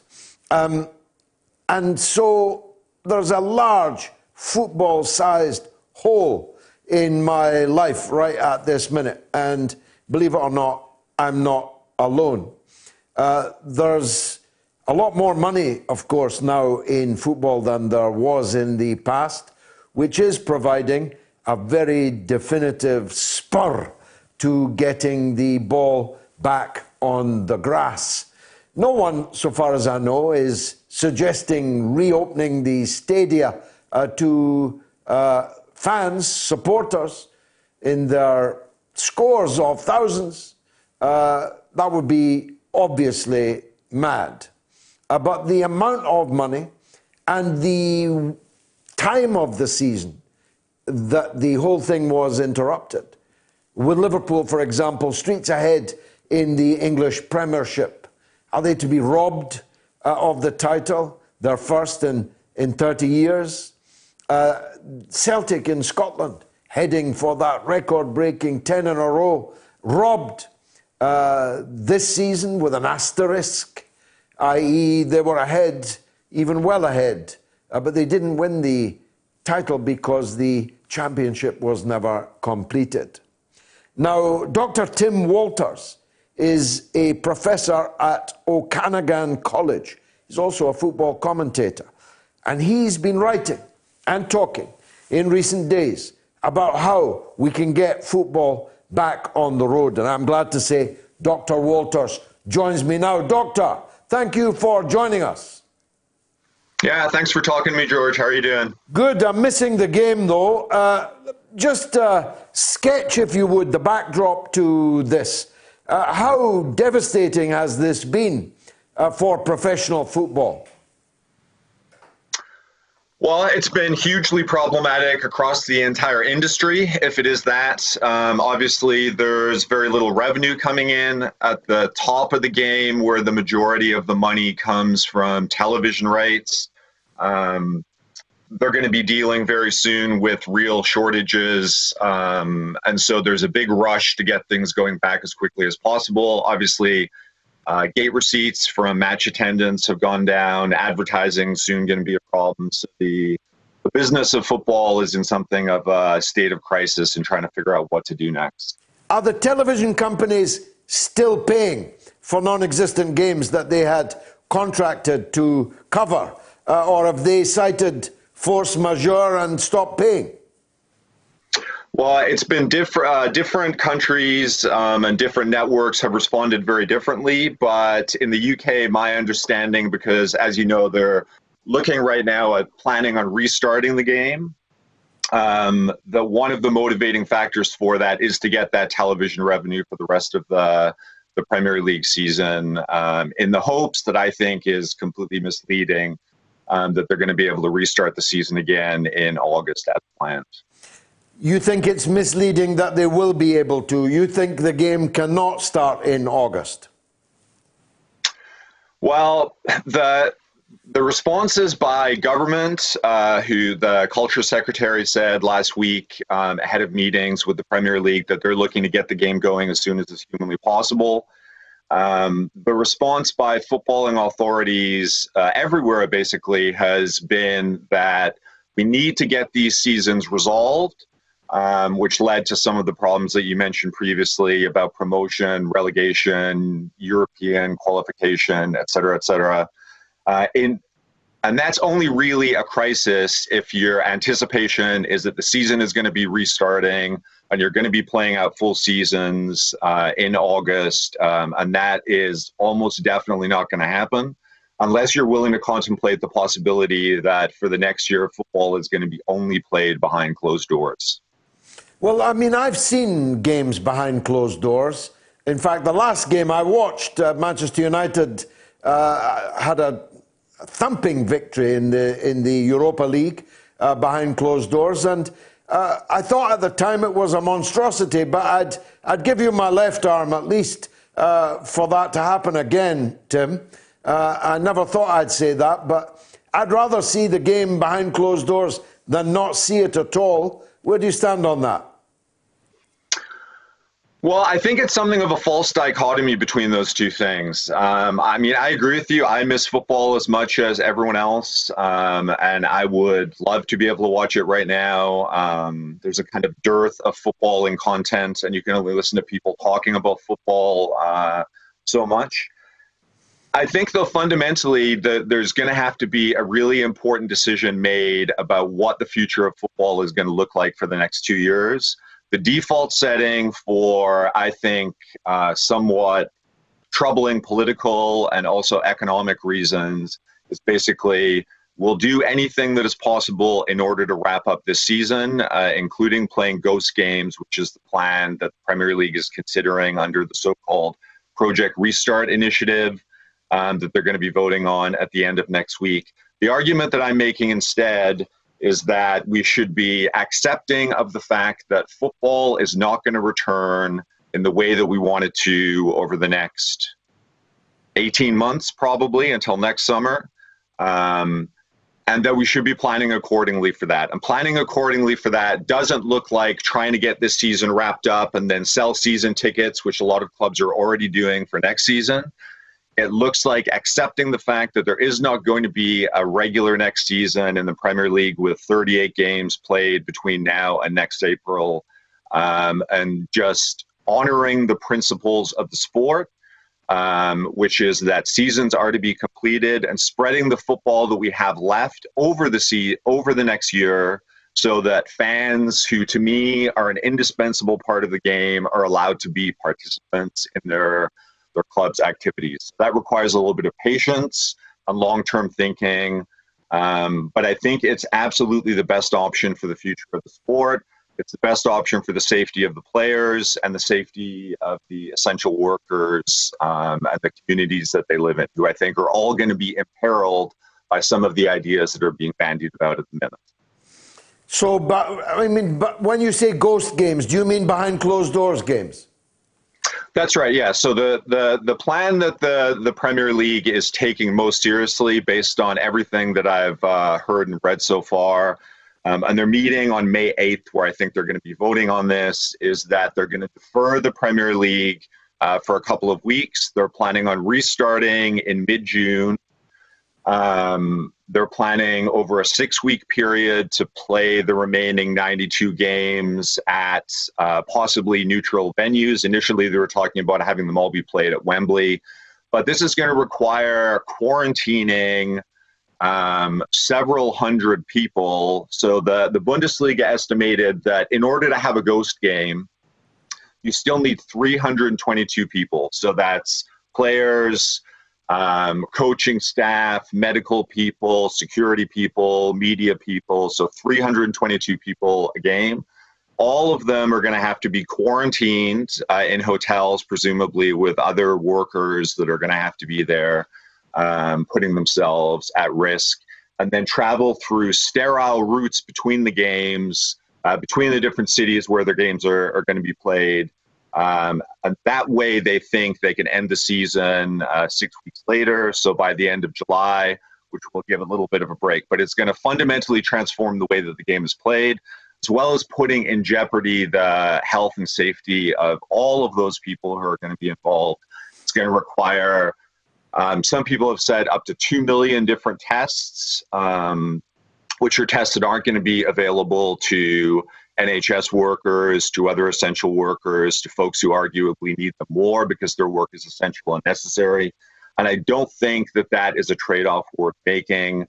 And the way that the government has responded to this crisis so far has already put people's lives in danger. And I think the proceeding in a way that's going to exacerbate that situation is ethically disastrous. Finally, and I'm grateful for your time, Doctor, why not just call this season Where the Clubs Stand? Give Liverpool the Premiership, give Celtic the Scottish Premier League. Don't relegate anyone, because then you'd be right into serious litigation. Don't promote from the lower divisions, which may itself then bring litigation.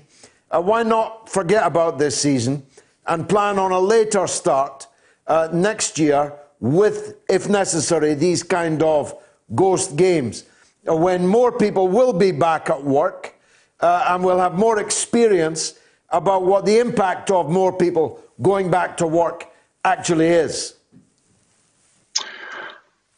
Because I think that is a response to a somewhat manufactured crisis, which is to say that the challenge of resolving these seasons is only really a challenge if you believe that they need to be completed in order to begin the next one in August. And that is absolutely not the case. So I don't think that Liverpool or Celtic want to win the Premier League or the Scottish Premier League that way. That's one of the ideas that are being considered in Scotland in particular. It's what they're doing in Holland. It's unfair to base promotion or relegation on unfinished seasons, I think, and it's also completely unnecessary. We have between now and when the Euros start next summer to resolve all of those seasons, and there's plenty of time to do that if you give yourself a little breathing space and are not immediately motivated by the political hit of being able to give people bread and circuses, which everyone would like at this particular point, or also the economic necessity of keeping the game going under any circumstances whatsoever. I don't think it's fair. I don't think that it's right for teams that are going to be relegated as a result of that, or avoid the opportunity of promotion as a result of that. So I think the seasons need to be completed when it's safe and sensible to do so, and I think that we're several months away from that right now.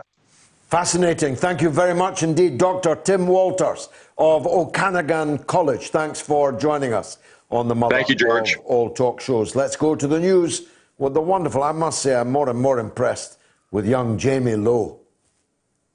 Curious about our curriculum? Have something to say? Then call us now to join the debate on the Mother of All Talk Shows with George Galloway. Tune in every Tuesday to Loud and Clear for a regular segment called False Prophets, a weekly look at Wall Street and corporate capitalism, where we talk about the big economic issues of the week from the point of view of working people, the poor, and the U.S. position in the global economy. Join us this Tuesday and every Tuesday with financial policy analyst Daniel Sankey right here on Radio Sputnik. It's time to double down with Max and Stacy. Yeah, double down. We're talking markets, finance, business, economics, ka-ching, bling, just about everything money related on Sputnik. It's called Double Down.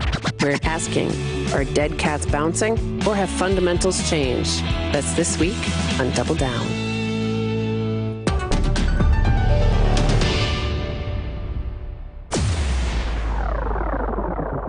Radio Sputnik. We speak your language. Find us at SputnikNews.com.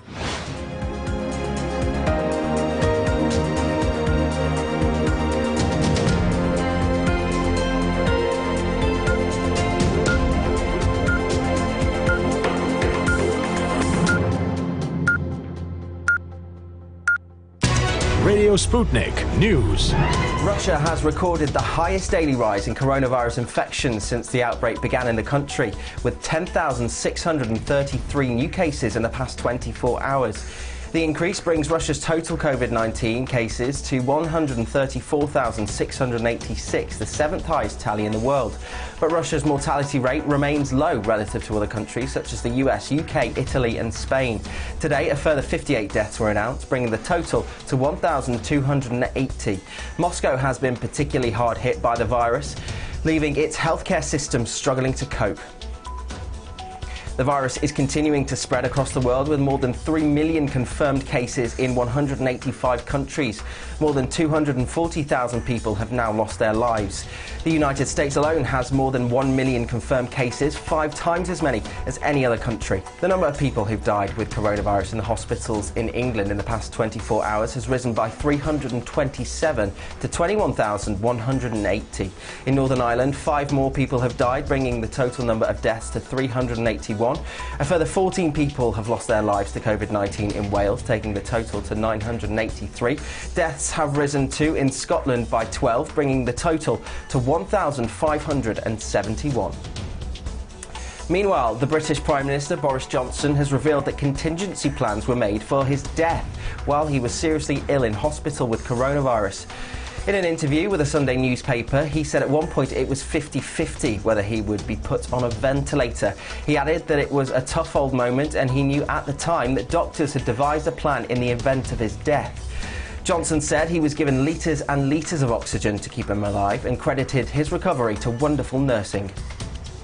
Masks will be compulsory on public transport in Spain as the country moves to gradually relax its tough lockdown. Prime Minister Pedro Sanchez says the government will distribute 6 million masks, mainly at transport locations, and give another 7 million to local authorities. Adults in Spain are now able to exercise outdoors for the first time in weeks.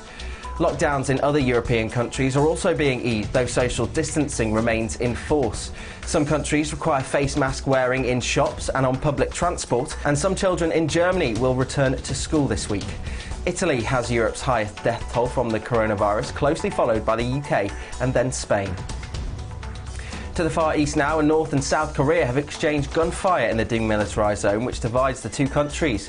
Seoul's minister says shots from the north hit a guard post in the central border town of Chorwon. It says it returned fire and delivered a warning announcement. Such incidents across the world's most heavily fortified border are rare. The US Secretary of State Mike Pompeo told US media that the shots from the north were believed to be accidental, and South Korea's Yonhap news agency quoted a government official saying the shots were not likely to have been intentional. No injuries were reported in the incident. US President Donald Trump says he's glad that Kim Jong-un has re-emerged and appears to be healthy. Trump took to Twitter to say he's glad to see he's back and well. It followed the release of video footage where the North Korean leader reportedly attended the opening of a fertilizer plant. It was Kim's first public appearance in almost 3 weeks. His absence, particularly from his late grandfather's birthday celebrations on the 15th of April, had sparked intense global speculation over his death. Billionaire US investor Warren Buffett says his company Berkshire Hathaway has sold off all of its shares in the 4 largest US airlines. Speaking at the annual shareholders meeting, Buffett said that the world has changed because of the coronavirus. He added that he'd been wrong to invest in the airline industry. Buffett's comments came just hours after Berkshire Hathaway announced a record $50 billion net first quarter loss. In Britain, airlines BA and EasyJet have both announced that they will make substantial redundancies because of the virus. And finally, a woman who dug up an unexploded World War II bomb in her garden says she threw it across the lawn for a dog to play with before she realised what it was. Lulu Cirillo was gardening at a home in Weymouth in Dorset when her spade struck the bomb 10 inches into the earth. She said she thought it was a large stone and took it into her house and cleaned it with a Brillo pad in an effort to get a closer look before asking people what it was on Facebook. When Facebook users suggested it was a bomb, an absolutely terrified Mrs. Cirillo called the police and returned it quickly to the garden before it was taken away by bomb disposal experts. The woman said online that she never realised it might have been a bomb and it was taken away and blown up on the nearby Weymouth beach by Army bomb disposal experts. That's exactly why you won't catch me doing any gardening. I'm Jamie Lowe for Sputnik News.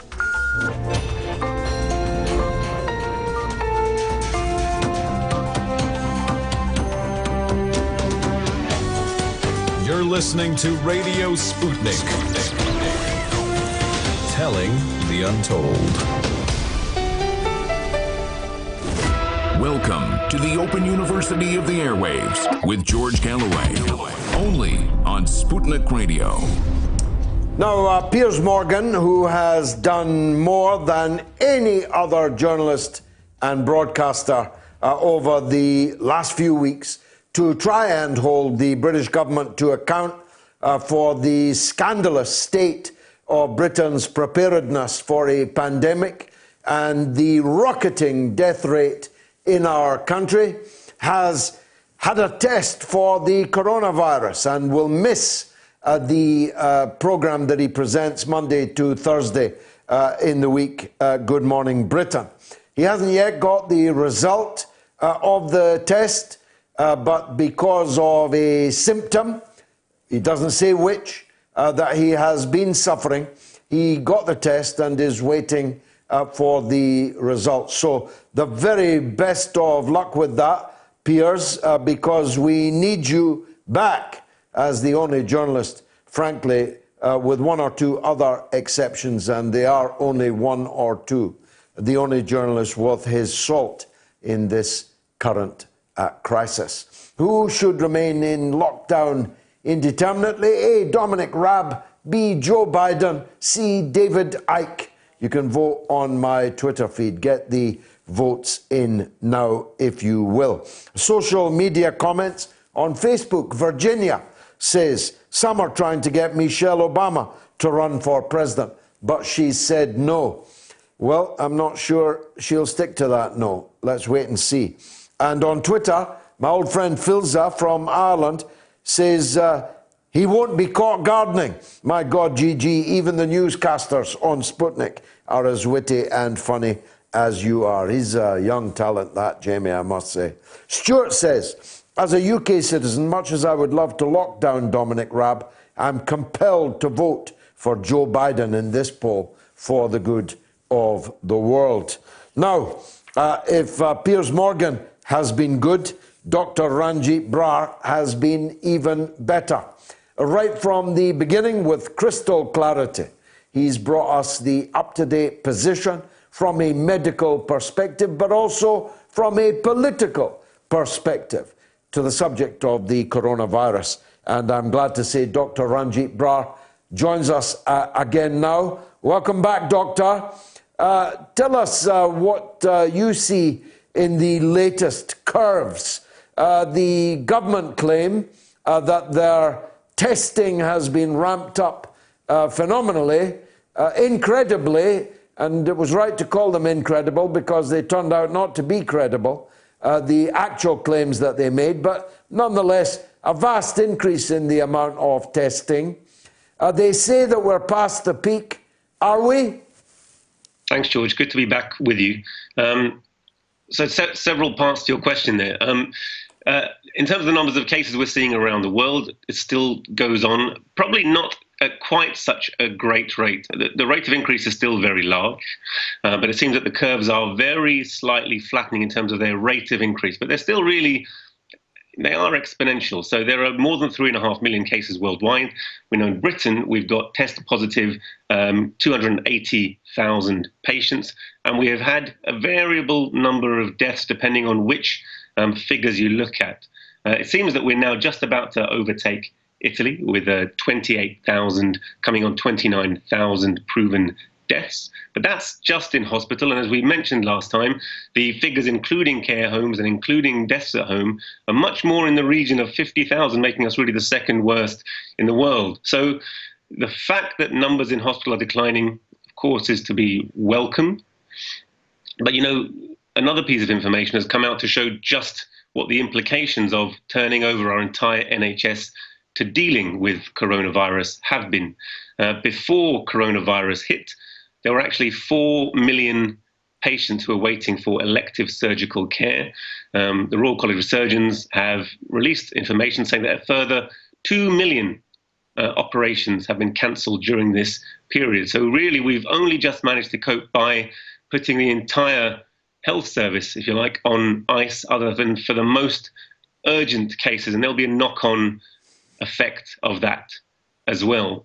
The testing has increased, there's no doubt about that, but equally not as much as they have initially claimed. So they counted tests that they've posted rather than tests that have actually been performed, the results have come back on and they've enacted on, which is not really a very accurate way of testing. But tests are increasing, and now increasingly members of the healthcare service at least are able to access testing. They haven't all been tested. I've still got colleagues who haven't been tested.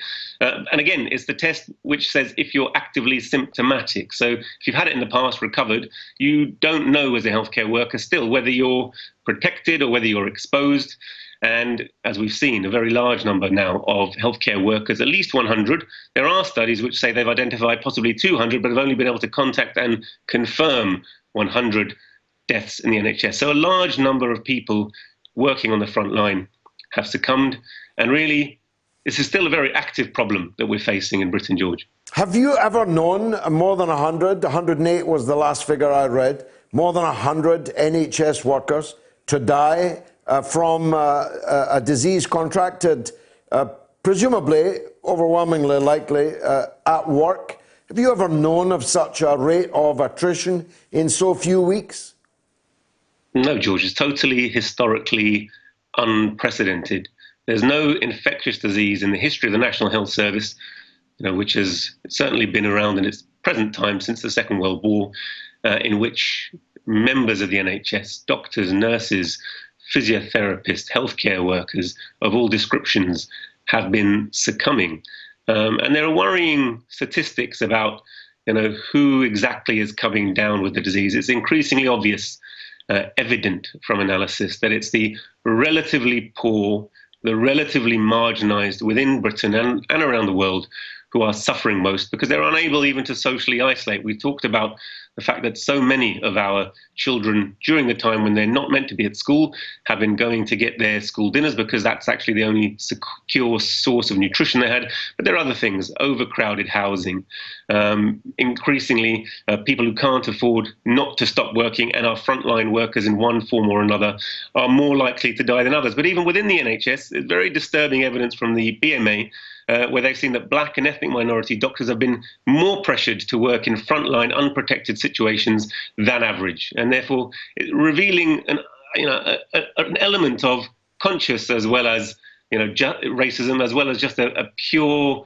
this is hitting the economically most disadvantaged sections of our society, and that's a very unpleasant mirror to hold up to British society, George.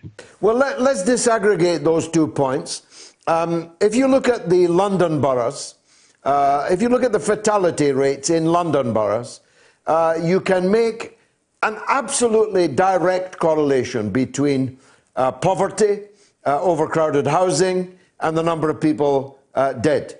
Newham is the worst, Tower Hamlets is the second worst, Hatton is the third worst, or the other way around, Richmond is the best. That's not rocket science, cannot be gainsaid. The second issue, though, is it the case that the disproportionate number of black and minority ethnic staffs that have fallen in this crisis, is that because of some genetic issue vis-a-vis the virus? Is it because we've got far higher numbers of black and minority ethnic people working in the NHS than those who don't use it hitherto imagined? Or is it, as you imply, that these are the workers that are being pushed by the management onto the most dangerous front lines? Well, it's a very uncomfortable question, and I think it's one you have to face on. So I had been interviewed about this previously, and my reading of it was as a purely economic and not genetic, but there are several other issues. So, certainly South Asians tend to live in extended families in which we know there's interfamilial spread is a very strong factor. So the Chinese, in fact, didn't isolate people at home, as we've been doing, because they worried about them becoming unwell, being unable to properly isolate. So they isolated them socially, so they put them in hospitals where they were cared for, they had their needs cared for, and therefore were less likely to spread in the community, but in particular to their family units. And if you live in an overcrowded house with a large family unit, you're more likely to spread to the whole house and equally to the older generation, and they're more likely to die. So that's an element. So there's a cultural element to it. There's definitely an economic element to it.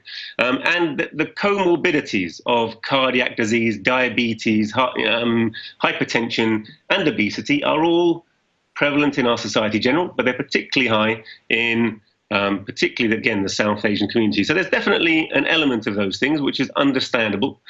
But if you look at and I hadn't witnessed myself this personally, I have to say, but if you look at the BMA, they did a very wide questionnaire, which they've published over the last few days, of staff, and it does show disproportionate pressuring of ethnic minority staff to work in conditions where they've not been adequately protected. So that's their finding. It's an uncomfortable finding, but it's one that has to be acknowledged, George. Very troubling indeed. Now, finally, and I'm grateful for your time as always, 4/5 of the British public in the opinion polls support the line I took in the short that I did for RT just a few minutes ago, that people should not be forced to work, either by poverty or by diktat. And those pushing now, in the interests of the establishment and business, to reopen the streets, the shops, the workplaces, and so on, only a fifth of the people of Britain agree with that. Where do you stand on this? Lockdown or no lockdown? So, I mean, if you look at Michael Gove's response to his questioning about mass testing, he really ducked the issue. He was asked very directly, is it possible to avoid, would it have been possible to avoid some of these deaths if there was a much better strategy of mass testing earlier on? And unquestionably, the answer to that has to be yes. He said it's unknowable, but it's quite clearly evident from other countries' strategies that they haven't experienced what we have precisely for that reason. And it's hard to see a strategy of coming out of lockdown that doesn't involve a substantial increase, second peak of infections without a very much improved mass testing, contact tracing protocol. Now, there have been announcements from the government that they're planning to put this in place, but it's very late and it's still very rudimentary, and it doesn't inspire confidence. So given the current situation, I think China has shown, Vietnam has shown it's possible to come out of lockdown if you have the virus under control. And the only way of controlling it are very extensive basic public health measures, which have been really, ignored and flouted by this government. There's been a lot of controversy this week about why that is, but increasingly it seems to come back again and again as scientists are worried that they are going to be carrying the can for the government, who are constantly saying that they're only following the science. They're increasingly pointing back to the contribution of Dominic Cummings, plus or minus Boris Johnson, that this was essentially a policy driven by economics, the laissez-faire policy of allowing the virus to spread through the population, herd immunity. We don't have to recapitulate it all, but essentially they were more concerned about the economy than they were about the health of workers' lives. If we are going to put the health of workers foremost, then we would have to say it's not safe to end the lockdown at this stage. I'm desperate to get past this, but we can't do it without knowing where the virus is and isolating it from the community in a safe way. And that's why really, at the moment, the government are basically saying we're not going to have completely clear way out of lockdown until there is a vaccine.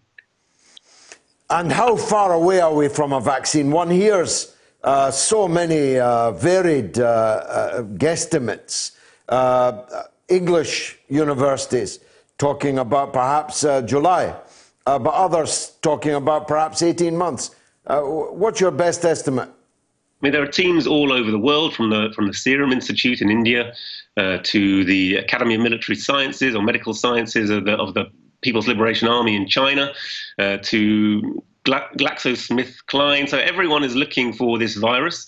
For the vaccine to this virus. I think the PLA in China are the most advanced in their testing. They're in the second phase of their clinical trials. So essentially, they have a vaccine that they know is safe, and they're in the large second phase trial. They've got 500 people in it, which they're trying to work out whether it's efficacious, and if it is, then they'll go into a mass production phase and larger trials over a large number of people.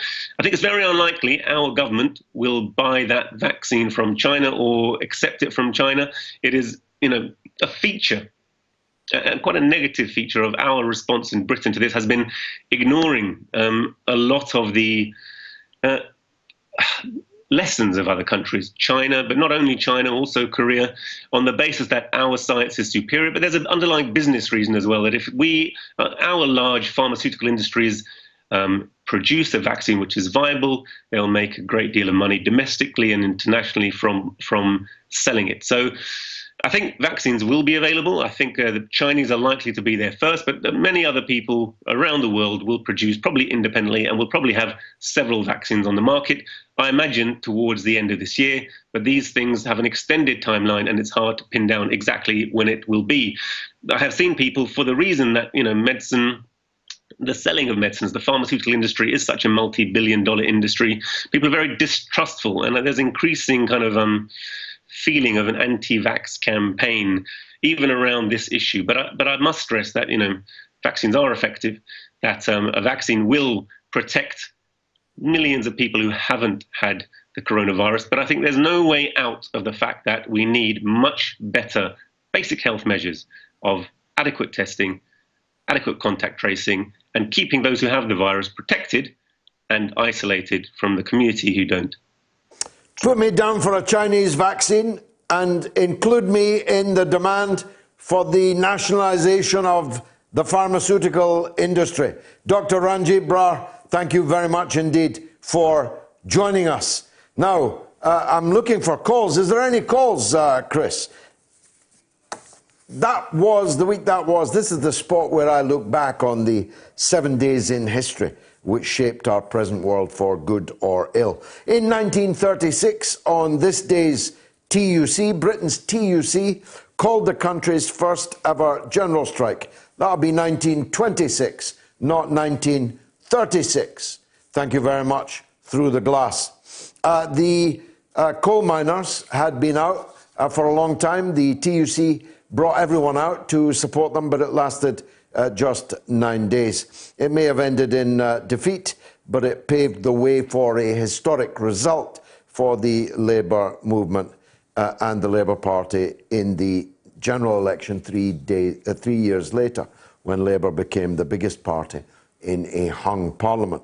It was this week in May in 1904 when construction began on the Panama Canal. I had no idea it was that old. And when Margaret Thatcher on this day in 1979 was elected as Prime Minister of the UK. And many dark nights and decades indeed were to follow. It was also the week that Joseph Stalin in 1941 officially became Premier of the Soviet Union. In 2004, my old chum Ken Livingstone, who was on the show a few weeks ago, was elected as London Mayor. So that's 16 years ago, Red Ken. And in 1965, the first large-scale US Army ground units arrived in South Vietnam to wage a catastrophic war that was to cost hundreds of thousands of lives, a war which America was to lose, humiliatingly, more than a decade later. In 1980, in the Maze, in Northern Ireland, as they call it, the provisional IRA hunger striker Bobby Sands died after 66 days on hunger strike. 9 more of his fellow prisoners were to die over the following 3 months because Mrs. Thatcher, her again, refused to grant them the political status that they had previously been given. Sands was elected to the British Parliament in the course of his hunger strike, and his death led to a surge in IRA recruitment. In 2005, this week, Tony Blair won an historic third term as Prime Minister, although the total number of votes for Labour was fewer than voted for Labour under the much maligned Jeremy Corbyn last year. It was the week, too, when the Germans unconditionally surrendered to the Allies in 1945, concluding the Second World War. The cracking of German spy codes by intelligence officers at Bletchley Park played an important part in the victory, and it was the week when smallpox in 1980 was officially wiped from the planet. By vaccine, by vaccine. Another milestone, literally, happened in May 1954 on a running track in Oxford, where Roger Bannister became the first person to run a sub 4-minute mile, and entirely without the aid of artificial stimulants. And finally, a man we talked about earlier in the program, one of the greatest men who ever lived, was sworn in as South Africa's president on May the 10th, 1994. He was, of course, Nelson Mandela. Let's take a call from Ian in London, in Hounslow. Go ahead, Ian. Nice to hear from George. you. Hi, good to talk to you again, George. It was very interesting to see and hear the representative of the Dunn family on your show. Yes. Now, there's an interesting article in the Express that I was alerted to by the Justice for Harry campaign. Yeah. And it's saying that Anne Secoulis is trying to negotiate a return to the UK without fear of arrest to give a lecture at the Defence College of Intelligence as part of the intelligence group at Chickson's in Bedfordshire later this year. So she wants to come back and not be charged. What do you think of that? Well, I did read that myself in the Express. It is an outrageous proposition. It is, frankly, dancing on Harry Dunn's grave. Sorry to put it that way, but I can think of no other way to put it. If she were to be allowed to come back into this country and be given indemnity from arrest for a crime which she has admitted to having committed, in order to give a lecture on intelligence, well, that would be probably the death of British dignity. That's my view, Ian. What about you? I can't believe they'll be that stupid, but you never know. Well, maybe someone will try and make a citizen's arrest on her if she does come in those circumstances. Thanks, Ian, for that. Now, Sophia says the lockdown means nothing as long as the airports are open. Countries that close the airports and have had partial or full lockdowns in place have less deaths per population. And Lar says a very worthy entry into the Moats Hall of Fame is Dennis Goldberg. He's a clear and fine example of how Jews opposed apartheid in South Africa and in Israel. And by email, Alex says, it's an outrage that the family of poor Harry Dunn has received no justice and little attention from the media. You are to be commended for shedding the mother of all talk shows scrutiny on this travesty. Can you imagine if this death was caused by someone from a Chinese or a Russian intelligence agency? The media would be baying for action. Very good point, Alex. And Yusuf says, hi, George, how do you feel about the demonization of David Icke by the mainstream media? As you know, he's banned by YouTube and Facebook right now. Well, I demonize him. He's a demon. And one of the reasons why he's a demon is he calls everyone else demons. David Icke's work, if I can call it that, is the equivalent of shouting fire in a crowded cinema.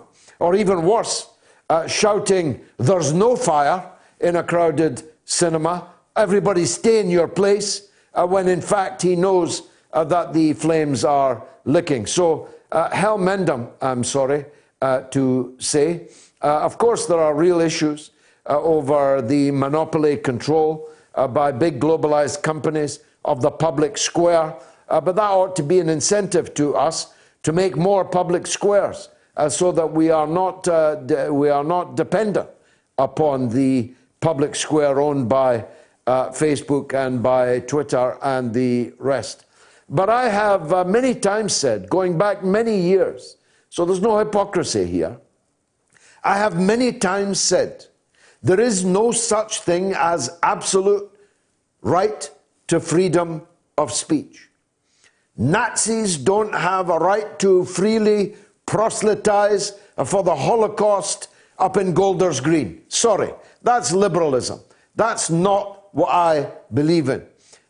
David Icke doesn't have the right to proselytize that the coronavirus is a hoax, that it's all set up by the Rothschilds, the Gates, the Soroses, because that's endangering public health.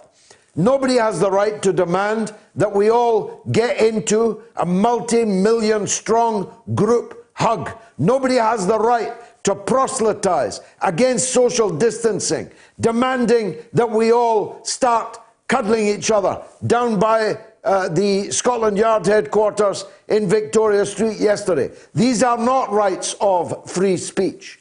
These are rights to cause serious damage and danger to the health of millions. So don't try and enlist me in your David Icke campaign. Let's take Joe in Detroit on the coronavirus. Go ahead, Joe. Hi, George. I'm a long-time listener, first-time caller. Welcome. I really have to thank you for all your work on Syria. My father's a Syrian Arab Army veteran and watches your show on Al Mayadeen.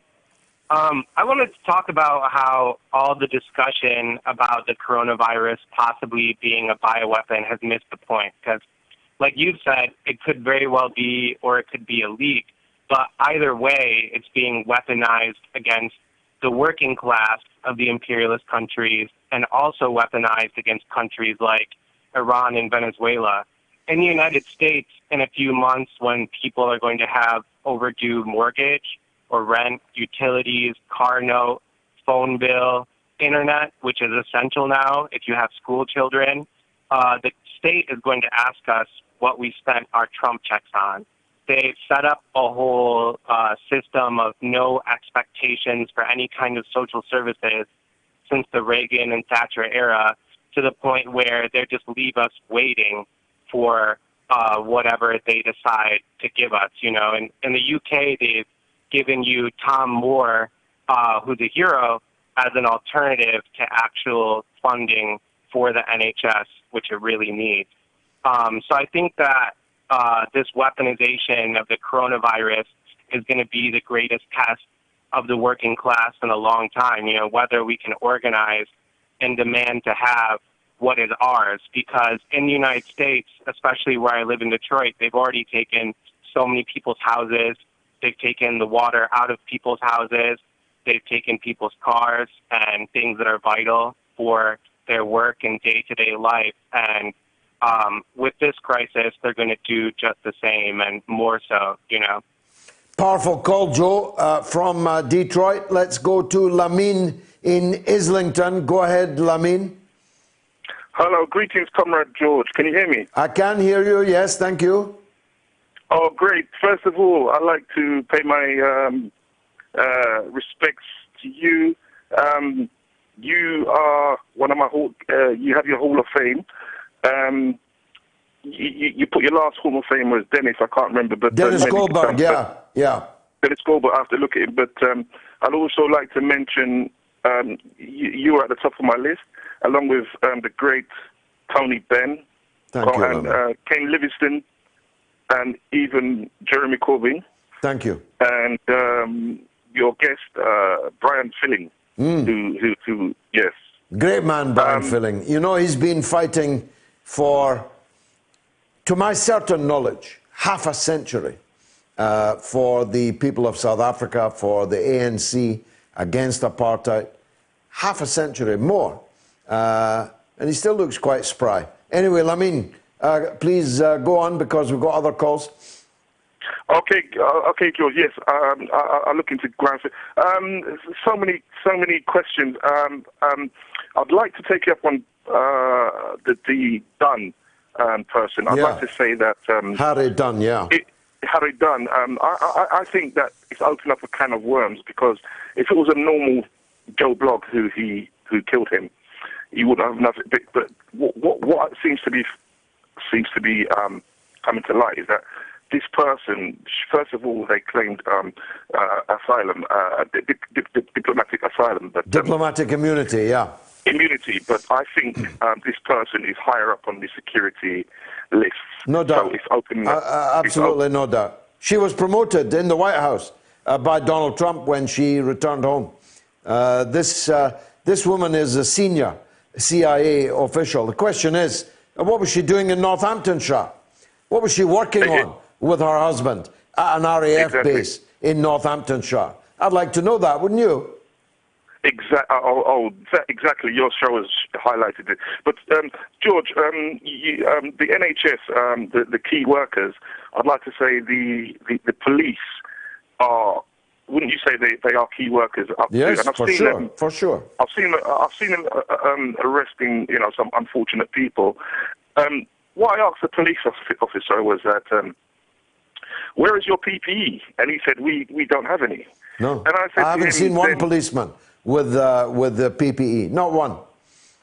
And then I asked him the question, are you vaccinated then? And he laughed, he sort of smirked. So it led me to believe that maybe they know something that maybe we don't know. No, I think you're reading too much into that.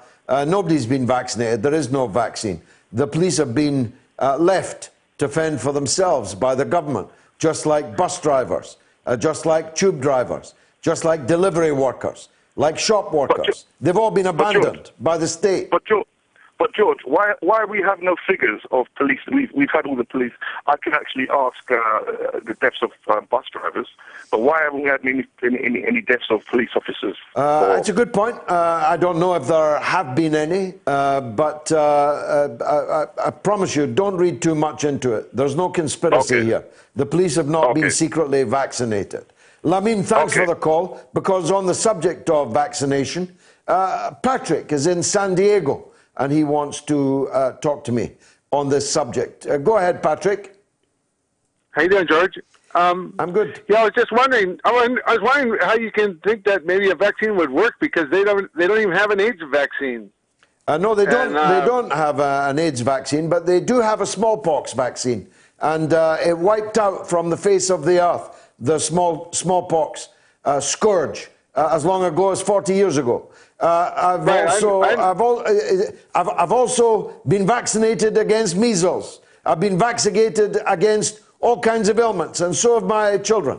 And I believe the doctors rather than people on Facebook, where I last saw you, or on Twitter. Go on. The floor is yours. I had the H1N1 vaccine, and I got shingles from it. I'm 59. So, the thing that worries me is they haven't really even isolated what the COVID is, and the tests they're doing are RNA and DNA testing on it. And from how Americans are really conspiracy theorists, I heard, the last time I heard the guy from New Jersey, he had the same, I'm all the way on the West Coast, and he was on the East Coast a couple weeks ago when he talked to you about some kind of conspiracy theory, and I'm like, wow, I was thinking the same stuff that he heard. So maybe they give us all Americans the same Maybe you've all had a jab. Information. You've had a conspiracy theory jab. But anyways, you know what happened is I was in Elmhurst. I used to work for FEMA as a housing inspector, and in Elmhurst, where in Chinatown is where all the New York guys are getting sick, because a lot of the Chinese flew into Elmhurst, which is that area on 51st in New York. So I can see how that area was affected. But I had my heart checkup, and I went into 2 different ERs because of I was getting dizzy from I had just had back surgery, so that I went to the doctor to get my heart checked, and they pumped me full of medication to check out the strength of my heart, and I started getting dizzy. So the next day I went to the hospital again, and I went into the hospital in the ER, and there's nobody in there. And then I went to a different hospital, there's nobody in there. And what I understand is they're calling everything COVID. No.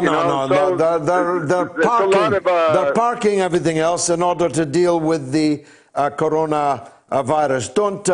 Don't mock the 108 British doctors and nurses that have. I'm not mocking that. Died. I'm not mocking that. I'm saying it that all sounds like COVID mocking to me. been. Listen, Patrick, listen a minute. Listen a minute. I understand why people in the United States and Britain have zero trust in politicians, in the state, and in the media. I understand it. Believe me, after decades and decades of lying and cheating and twisting and murdering and invading and occupying and inventing bogus pretexts for every kind of crime that they have committed around the world. Trust me, who more than me is there to understand that? I've been at the front line in these battles. But because some things are conspiracies, it doesn't mean everything is a conspiracy. Now, these doctors and nurses have died. It's not Alex Jones and Sandy Hook. They're not actors. They did die. Nowhere in the history of healthcare in Britain ever have 108 people working at the front line in the NHS and in our health service died within 5 weeks. This is unprecedented. I know people, young people, healthy people, who have died or are in comas now as a result of this coronavirus. So I have limited patience with those whose hatred of the establishment and the state has led them into a position where they are suckers for any cockamamie conspiracy theory that comes along. I'm going to Lee in Sheffield. Go ahead, Lee. Hello, George. It's great to talk to you. I've been a long time admirer. Thank you, Lee. I appreciate that, brother. Go ahead. Yeah, I was just, actually, I haven't got anything to talk about current-wise, but I was just ruminating on your book of the month the other week, the Raggy Trousers Yeah. Have you got a suggestion for the next one? Yeah. Well, I mean, I read that book when I was about 14, 15 years old. Yeah. And the other, which it says so, and this book is it says so much about the United States today, even though it was wrote some time ago, and it's really, really well written, was The People's History of the United States by Howard Zinn. It's a fantastic book, and I had the very great honour of once being interviewed by Howard, and it is, I think, a very worthy suggestion. So let's accept your suggestion. The book of the month for May is A People's History of the United States by Howard Zinn. That's Z-I-N-N. Lee, great suggestion. Last word to you. I'm just saying, it just speaks so much even now as to the USA and even to this country about how things have transpired, even from. Well, you know. No, it's great suggestion, and it's taken on board. That is the book of the month for May, People's History of the United States by Howard Zinn. Thanks for that, Lee in Sheffield. Let's go to Chris in Colchester. Go ahead, Chris. Hi, George. Hi, mate. Yeah, I just think that I'm seeing the danger with censorship on this issue of corona. Mm-hmm. Because if we don't have a free debate about it, and I mean, what's the harm of getting someone like Peter Hitchens or Simon Jenkins on from The Guardian? Mm-hmm. Because otherwise, I'm seeing more and more people flock to people like David Icke. Well, but who's censoring them, Chris? They're entitled to. The two people you mentioned could not have bigger platforms.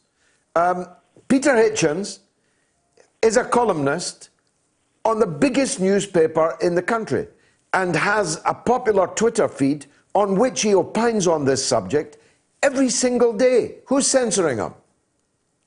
No, I would like him to come on your show. But I don't want to hear that stuff. If you want to hear Peter Hitchens, go to Peter Hitchens. Well, I've got no sympathy or time to argue with flat earth, tinfoil-hatted, conspiracy theory maniacs. I'm too busy to do that. I don't want to give them a platform to do that. Peter Hitchens is not a flat earth. No, he's not. No, he's not. I don't mean him. Neither is Simon Jenkins. I'm not talking about him. I'm talking about Icke and Alex Jones and their like. No, if you want to know what Peter Hitchens thinks, you have thousands of opportunities to do so. As it happens, Peter Hitchens will never come on RT. He's a refusenik. He has refused from the beginning of RT to come on any Russian media. You need to ask him why. But Simon Jenkins, we've asked him many times onto the mother of all talk shows. And he has never accepted. So I'm not shunning them. Both of them are estimable gentlemen. But they are... Patrick Henderson?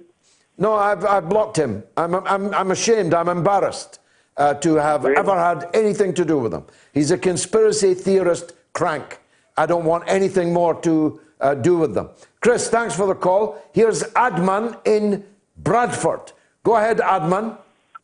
Oh, hi, George. It's Adnan.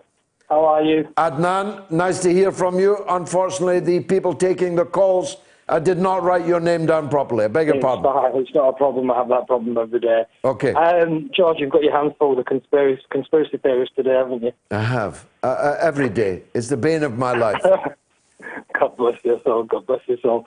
George, I just wanted to speak to you with regards to obviously what's going on with coronavirus and really post-lockdown and the effects that it'll have on the masses, really. I mean, in terms of business, I think I saw something today where the aviation industry will probably go bankrupt by 50%. So half of the airlines that we know out there will go under. We've got too many airlines anyway, don't we, Adnan?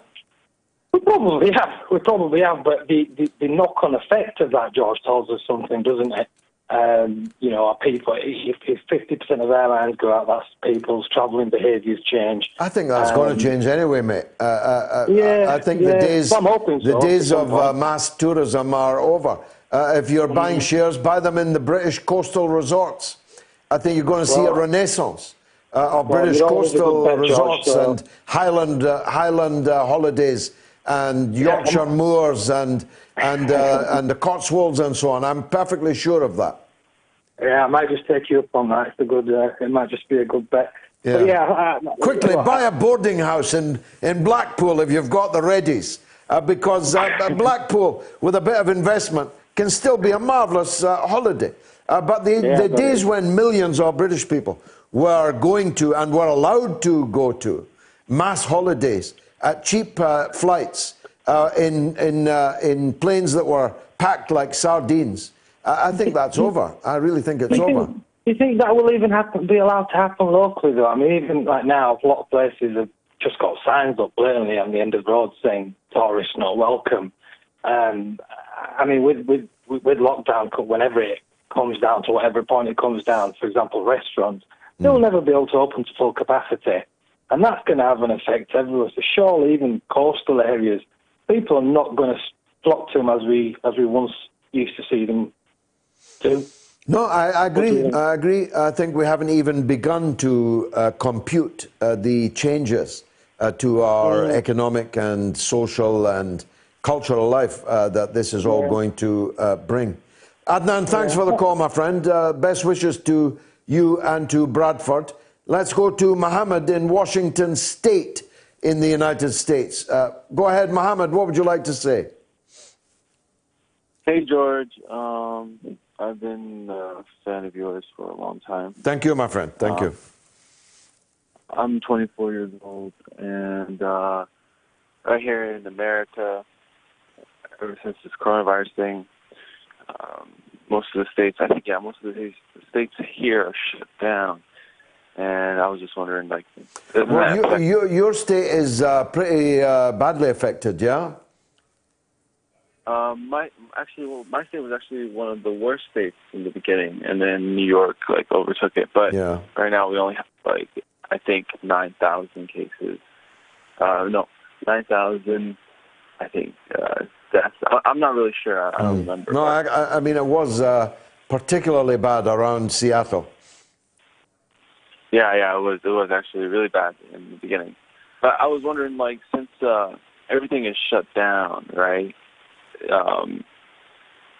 Don't you think if everything is shut down, they're losing millions and millions of dollars, right? So every single day, they're losing millions of dollars because no one's going outside to buy stuff, like going to malls, shopping, and all that stuff. And they're pumping in money every day. Don't you think that will affect our economy? Of course, it will very profoundly affect. The first point that has to be made is maybe we were spending too much time and money in malls to begin with. maybe we developed an economy, an idea of an economy that was based upon endless and repetitious consumption of things that we didn't actually need, but were encouraged to actually want. So that's my first point. My second point is that which we actually do need, we'll still need once this is over. There's no reason why, unless you accept the logic of capitalist economics, which I do not, that there needs to be a mass recession, that there needs to be a depression, because I'll still need food, I'll still need clothes, I'll still need my car, I'll still need my petrol, my kids will still want their pocket money to buy football cards, and so on. The spending will continue to happen. But if you accept that everyone must end this with a yoke of debt around their neck, owing rent to landlords, owing mortgage payments to banks and to the finance houses that help them to buy their home, then if you accept that, you're going to enter a new period where whatever money people earn, they're going to have to pay debts with a considerable part of that. I don't myself accept that. I don't accept the right of private companies to throw thousands, hundreds of thousands of people on the dole. If the companies can't keep the people employed, let's take over the companies and run them in the public good rather than for the private profit of a small number of individuals. I'm sorry, the time is late, Mohammed. I can't give you a more fulsome answer than that because I've got to go to Wayne in Cheshire on the football season. Wayne, welcome. Hi, everybody. Hi. I wanted to, this is specifically about the football lockdown. Yeah. Now, personally, I think there's a massive silver lining to this because I've never known so many male friends of mine to politically wake up and they're questioning their own lives, they're looking around, and in my lifetime, I'm 50-odd, this has never happened before. So... Interesting, very interesting, yeah. I also think one of the reasons why the government is so, well, throughout the world they want to get sport going is because, like the dark entity Margaret Thatcher said, while they're watching football, they're not watching us. I'm sure she didn't say that. It's apocryphal, but it's a very good one. And it's true. But I'm dying for the circus to return, aren't you, Wayne? Me and my son, we are Liverpool supporters. Well, you especially, yeah. Yeah, but on balance, I must admit, this positive from this awful thing that's happened, I'm really happy about it, and people are finally pulling their heads out, because a lot of my friends, especially male, their absolute lives are consumed with football. I like football to escape this reality sometimes, but I don't let it take over my life. But, you know, if this is what's happening, maybe it's a byproduct. Well, that's a very, very powerful call. Bill Shankly, your old manager, of course, said that some people think football is a matter of life and death, but it's much more important than that. And of course, he was joking, that isn't the case, but it's pretty damn important. Wayne, thanks for the call. Brian in Glasgow, probably the last call. Go ahead, Brian. Hi, George. How are you? I'm good, thanks. I was wondering about my own concerns about the pandemic. Yeah. And whilst I'm aware that obviously we all have to be socially responsible and put that beyond our own individual wants and need, we predicted a pandemic which hasn't actually occurred. Now, set aside being proactive for an issue that may or may not arise. But do you know the definition of a pandemic, Brian? Well, I'm looking at figures more than definitions. Well, the definition of a pandemic is an epidemic that has spread across the whole world. So it is a pandemic. There's pandemics of poverty, there's pandemics of injustices. None of them have caused the economic halt to solve them, including 800 children every day who die from dirty water. Where did we all say, let's halt the buses and get this sorted first? I've been saying it all my life. What's your point? I know you have, George. What's your point that we should be unmoved by the numbers of our own doctors and nurses, for example, that are dying at their stations because there are other crimes? Well, they are dying, unless you're denying that they're dying. No, George, I'm not doing any of that. What I'm saying is the way we have handled it, the approach reflects many things, including an inadequacy to take steps where we can isolate the vulnerable and not to isolate them and ourselves to their detriment. I've heard it all, Brian. I've heard it all. I hear it ad nauseum all day, every day. Get your tinfoil hat back on and come back next week and we'll have another go. Why don't you? It's been marvellous for me.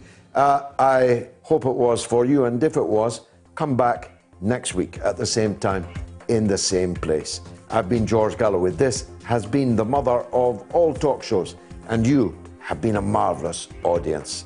Stay safe, social distancing,